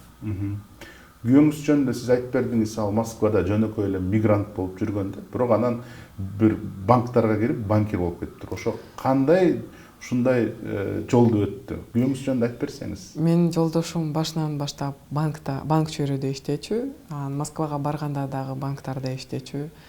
Өзү дайыма айтып калат, сен мигрантты ушул миграциядан кайра Кыргызстанга алып келдиң депчи. Анан экөөбүз башында үйлөнгөндө ал Москвада жашачу, анткени жумушу бар болчу да, банкта иштечү. Анан мен азыр жумушумду калтырсам, сени кантип багам деп айтчу да. Анан бир жылдай эки өлкөгө жашап калды да жолдошум. Мен биякта иштечүмүн, Жогорку Кеңеште, боюмда бар болчу, жолдошум тияка бияка учуп жүрчү. Анан бияка келген ушул банктарга өзүнүн позициясына керектүү резюмелерди таштап, анан бир банктан жооп келгенде, бияктан Кыргызстандан, анан гана ал жумуштан чыгып, бул жумушка келип, ошондон баштап биз где-то бир жыл ушул ал Москвада, мен биякта жашап жүрчүмүн. Анан мамам менен, кайненем менен. Анан ошентип кызым төрөлгөнгө чейин бир ай калганда Кыргызстанга көчүп келди. Үйлөнгөнгө чейин кантип, мына сиз биринчи свидание болдуңуз, анан бул Москвага кетиш керек. Кантип жанагындай дружить этип? WhatsApp менен? WhatsApp аркылуу. Жолдошум өзү аябай романтик. Анан мен айткандай, мен үчүн, мисалы айтам, бир ресторанга барып, мени кызыктыра албайсың да. Анан ооба, сиз ресторанын башында турган киши. Ооба, мен ошол үчүн мен ресторандан качам. Мен ушул самовар чай ичип, апамдын каттамасы деген жерге баргандан мен ырахат алам. Жолдошум экөөбүз ушундайбыз да. Анан бүт ушундай Орто Саевский базардан манты жейбиз, Мадинадан барып лагман жейбиз. Ушундай жерлерди жакшы көрөбүз да. Анан жолдошум экөөбүздүн көз караштарыбыз бир да.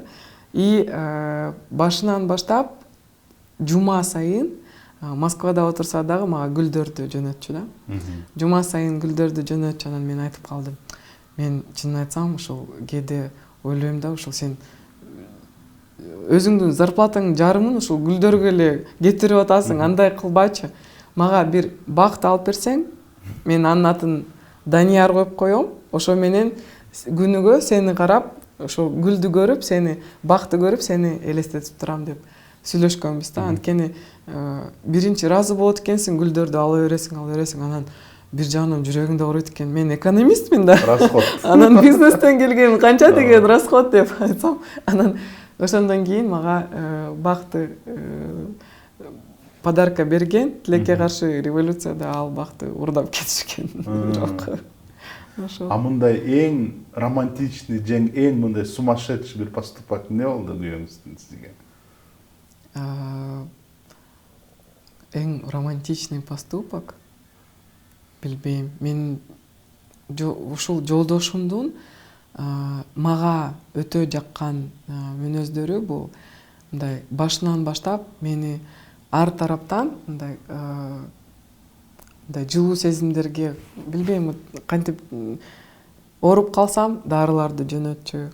Бирдеме болсом дайыма ушул кандайдыр бир жолдорду таап, ушул проблеманы чечкенге жолдорду таап, ушундай дайыма мага жардам, мындай действительно опорам болчу да.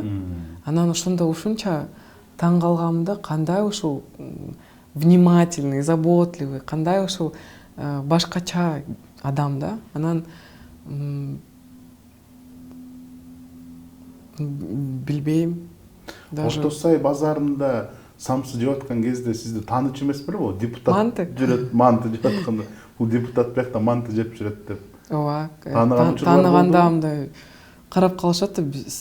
Анан Мадинадан бир жолу менден сураган бир жигит: "Сиз дагы бияктан лагман жейсизби?" Ооба, Бишкектеги эң жакшы лагмандардын бири биякта болсо, конечно, биякка келем деп айтсам, ошондо күлгөн да. Анан кээ бир учурларда Инстаграмга дагы чыгарып койчумун, ушул Атыш кафе дегенде сонун лагман депчи. Анан чыгарып койсом, көптөгөн комментарийлер келчү да: "Сиз ошондой жерде тамак жейсизби?" депчи. Анан мен деле жөнөкөй адаммын. Жөнөкөй адам катары бир жерге барып, мисалы Дордойдун чайына эч нерсе жетпейт, билбейм. Мен бала кезден калган ностальгия окшойт да. Ошондой окшойт. Мен Дордой мен үчүн, мен Дордойго барганда апамды элестетем да. Кичинекей кезимди элестетем. Ошол үчүн Дордойго барган мен үчүн праздник. Вот ишенесизби? Мен үчүн бул өтө чоң рахат. Мен Дордойго барганда апамды эстеп, кээ бир учурларда апамдын ушул туристтерине кезип калсам, өзүмдү өтө бактылуу сезем. Кандайсың, балдарың кандай деп бүгүнкү күнгө чейин кээ бирлер менен ушул катташып жүрөбүз. Жолдошуңуз сиз саясатка барганыңызга көз карашы кандай? Урушпайбы, ушул эмне депутат болуп калдың, эмне кыласың ошондун баары деген сөз жокпу? Чынын айтыш керек, башында түшүнбөчү.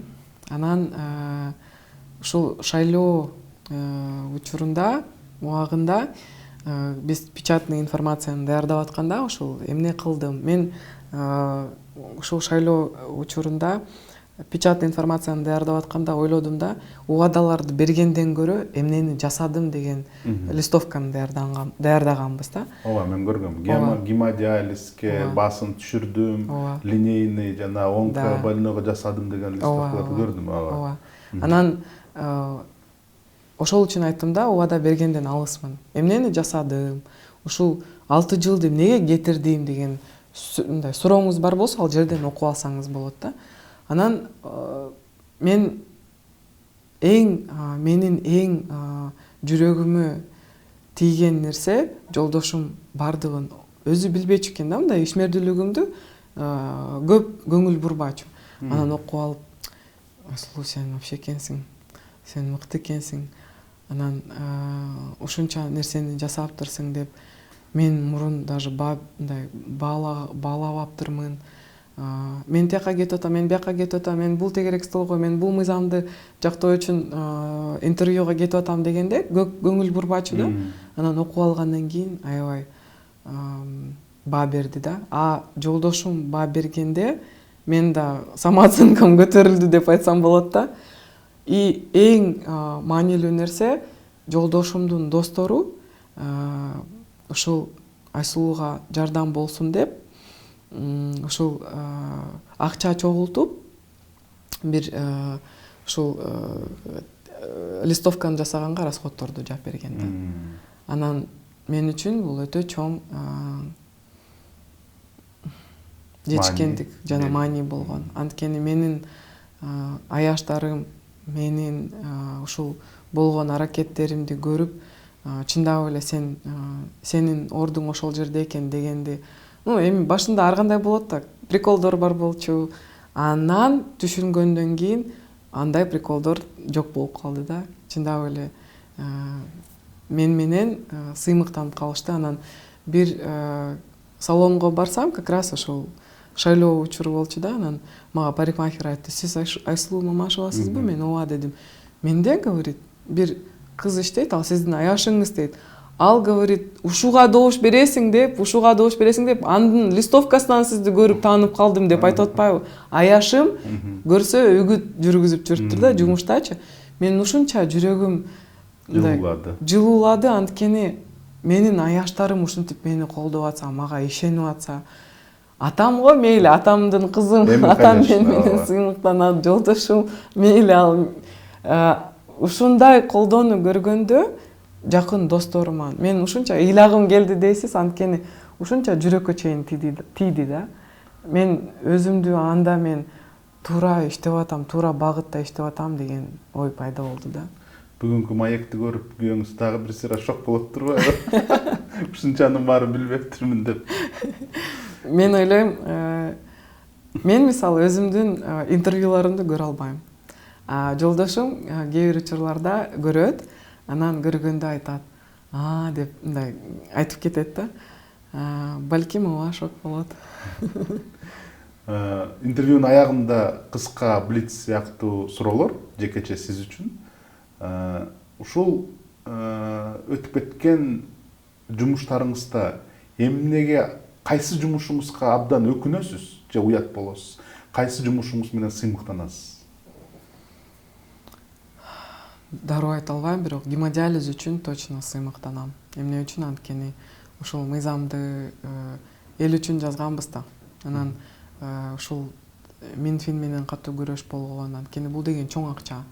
Анан биздин жарандарыбыздын жок дегенде бир өмүрдү сактап бергенге Кудайыма 1000 мертебе ыраазымын. Анткени мыйзам жазылганда өтө чоң кыйынчылыктар болот. Минфин тарабынан ооба, акча бербейбиз, канча чабыштык, бул деген өтө маанилүү нерсе. Бир гемодиализ албаган адам өлүп калышы мүмкүн. Андай адамдарыбыз уже 2000ге жетип калды. Бул деле бирөөнүн атасы, бирөөнүн апасы, анан бирөөнүн баласы. Анткени гемодиализди алган эң жаш кардар 4 айлык бала. Ошондо элестетиңиз, мен үчүн ушул мыйзам өткөндө мен ушунча ыраазы болдум дейсиз, Кудайыма ушундай мүмкүнчүлүктү мага бергенине. Анткени мен кичинекей болсом да себепкер болдум. Ошондуктан бул мен үчүн бүгүнкү күнгө чейин эң чоң жетишкендик, кемчилик. Ар кандай учурлар болгон, бирок мен дагы жана айтып кеттим, кечиримдүүлүккө үйрөнүп атам.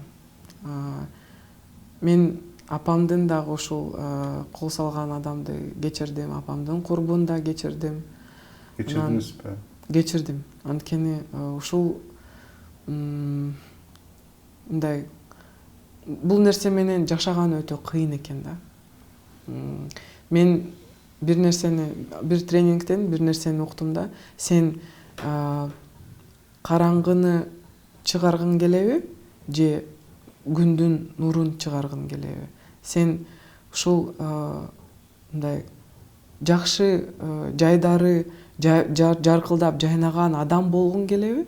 Же ичиңде болгон абидаларыңды камтыган адам болгуң келеби?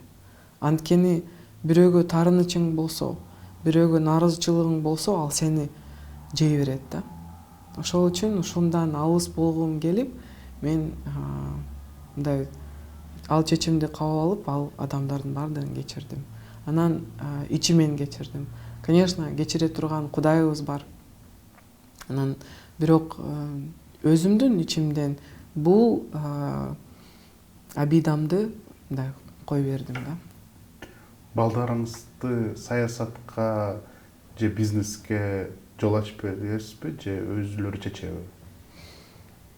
Ушул балдарым кандай ушул выбор кылса, өзүлөрү ошого макул боломун. Анткени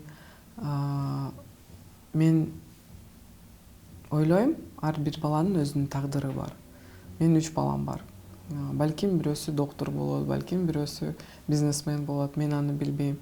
Бирок эмне болсо дагы, кандай болсо дагы мен балдарыма бакыт каалайм. 10 жылдан кийин келечегиңизди кандай көрөсүз? 10 жылдан кийин 10 жылдан кийин мен бир гана нерсени айта алам, ким болуп иштейм мен билбейм. Анткени ушул бир гана жанымда атам болгонду, менин жолдошум бар болгонду, бизди курчап жүргөн балдарым, бир туугандарым бар болгонду элестете алам. Ким болуп иштейм азыркы учурда билбейм, бирок мен точно билем, бактылуу айым болуп жашайм. Жогорку кеңештин лифтине түшүп, президент менен бир кабинкага отуруп калсаңыз, эмнени сурамаксыз президенттен? Эмне суроо бермексиз? Бул суроо, бул, наверное, суроо эмес. Дөөлөт деген нерсе бул убактылуу нерсе. Президенттик полномочия жана өзү президенттин мөөнөтү да бүтө турган күнү да бар да. Анан ушуну эстен чыгарбаш керек деген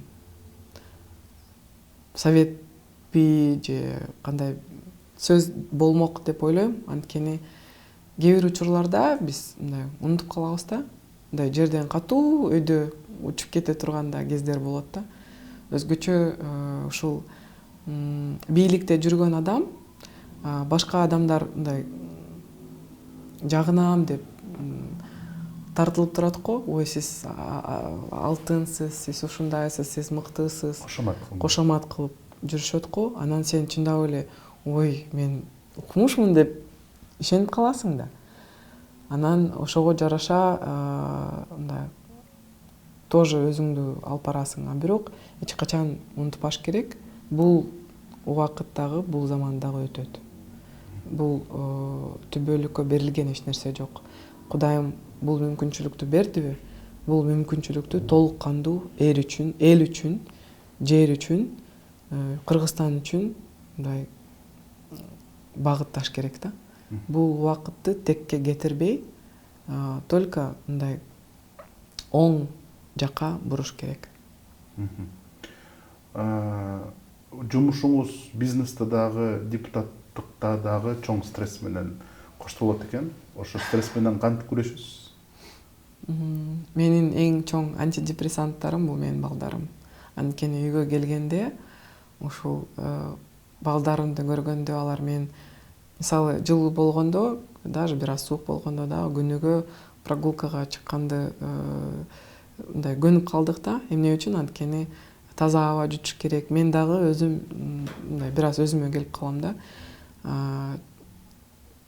Балдар менен чогуу убакыт өткөргөндө баардыгын унутуп каласың. Анткени алардын дагы бүгүн мектепте эмне болду, садикке кандай барып келдиң, анан алардан ушундай суроолорду берип, кичинекей кызымды эркелетип, кичүү кызым 11 айга толду да. Анан аны эркелетип, баардыгын унутуп каласың да. Ошол үчүн алар менин эң чоң жолдошумду бир өп жыттап, алар менин эң чоң антидепрессанттарым. Ошондуктан бир гана үй бүлө жардам берет. Анан бүгүн жолдошумдун туулган күнү. Уруксат этиңиздер.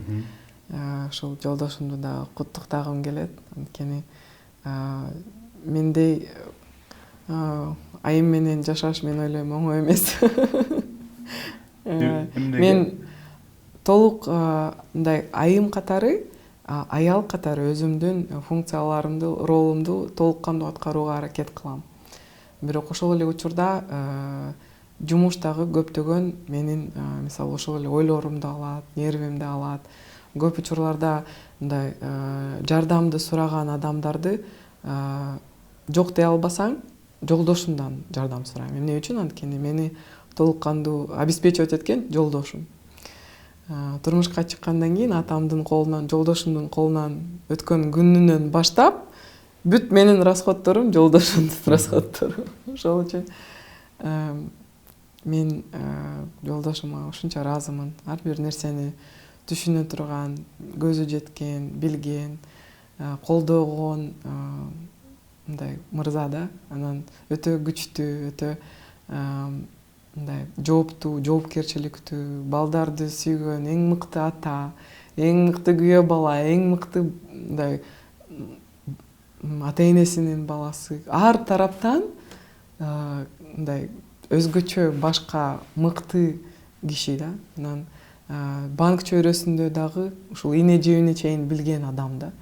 Мен өтө сыймыктанам жана ушул бирок ар бир үй бүлөнүн ушул ийгиликтүү болуш үчүн, бактылуу болуш үчүн бул эки тараптуу жумуш, күнүмдүк жумуш. Чоң жумуш.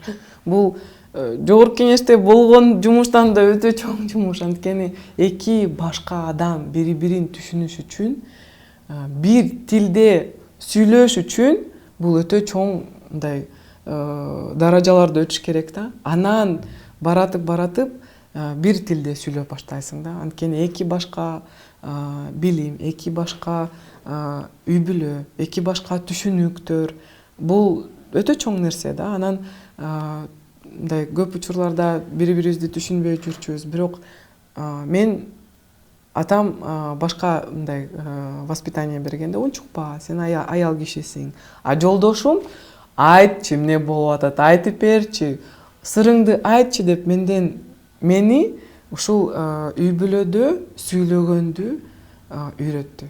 Анан кайсы нааразычылыктарым бар болсо, ошону айтканга, жолдошум ачык айтканга, ачык бүт маселелерди чечкенге жолдошум үйрөттү. Чындап эле, анткени атам мени башка нерсени үйрөткөн. Биз дагы куттуктайбыз. Ушундай алтын жолдошуңуз бар экен. Рахмат. Тилекке каршы турмуш абдан кыска мөөнөттө өтөт экен да. Эми баарыбыз мындай канча жашасак деле аз көрүнгөнсү. Анан ушул турмушта сиз эң көп эмнени баалайсыз? Үй бүлө. Үй бүлө. Анткени менин ушул кичинекей кезимден баштап демим, күчүм, менин эң мындай жылуу жерим жана менин дайыма туура кабыл алган, мени сүйгөн, мени кучактаган, мага күч берген, мага совет берген бул менин үй бүлөм. Менин вот кээде менин атам мени кучактаганда мен өзүмдү кичинекей баладай сезем да. Анан ушунча вот мындай эч нерседен коркпоо, эч нерседен вот просто чоң мындай сүйүүгө оролгондой сезем да. Анан ушул атамдын кучагы, балдарымдын кучагы, бир тууганымдын күлкүсү, жолдошум менен экөөбүздүн кечки чайыбыз, ушул нерселер мен үчүн бул дүйнөдө эң баалуу нерсе. Анан мындай өкүнгөн немелер болгон жокпу? Убагында апам менен көбүрөөк болуп калбай, ушундай бир убакытты туура эмес колдонуп койгон, ошол жактан келет атат го дейм, азыр үй бүлөгө толук кандуу берилип атканыңыз. Мен апамдан апамды эрте жоготконуман бул конечно бул дагы өзүнүн мындай изин калтырды. ооба. Ошондуктан мен балдарыма көбүрөөк көңүл бургум келет.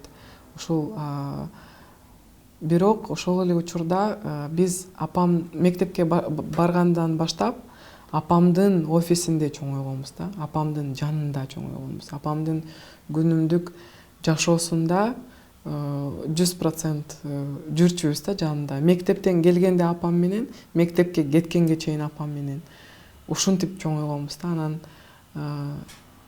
мындан да Кудайым апама көбүрөөк жаш берсе жакшы болот эле, бирок ушундай болуп калды. Тагдыр экен. Анан 15 жаш чогуу болсок дагы апам менен бүгүнкү күнгө чейин ушул апамды эң мыкты эне катары эсимде бар да. Эң мыкты дос катары, эң мыкты жубай катары, эң мыкты жетекчи катары. Апам чындап эле күндөй бардыгына тең карачу. Туугандар болобу, достор болобу, аяштар болобу, вот бардыгына тең карачу. Анан ушунча чындап эле күндүн нурундай болчу. Бардыгына жетишип, дайыма жайдары. Ошондуктан мен бул жашоодо айтат го, живи на яркой стороне, да. Бул жашоодо жаркылдап, жайнап, эмне болбосо дагы бардыгына баш ийип, ыраазы болгонуна апамдан үйрөндүм.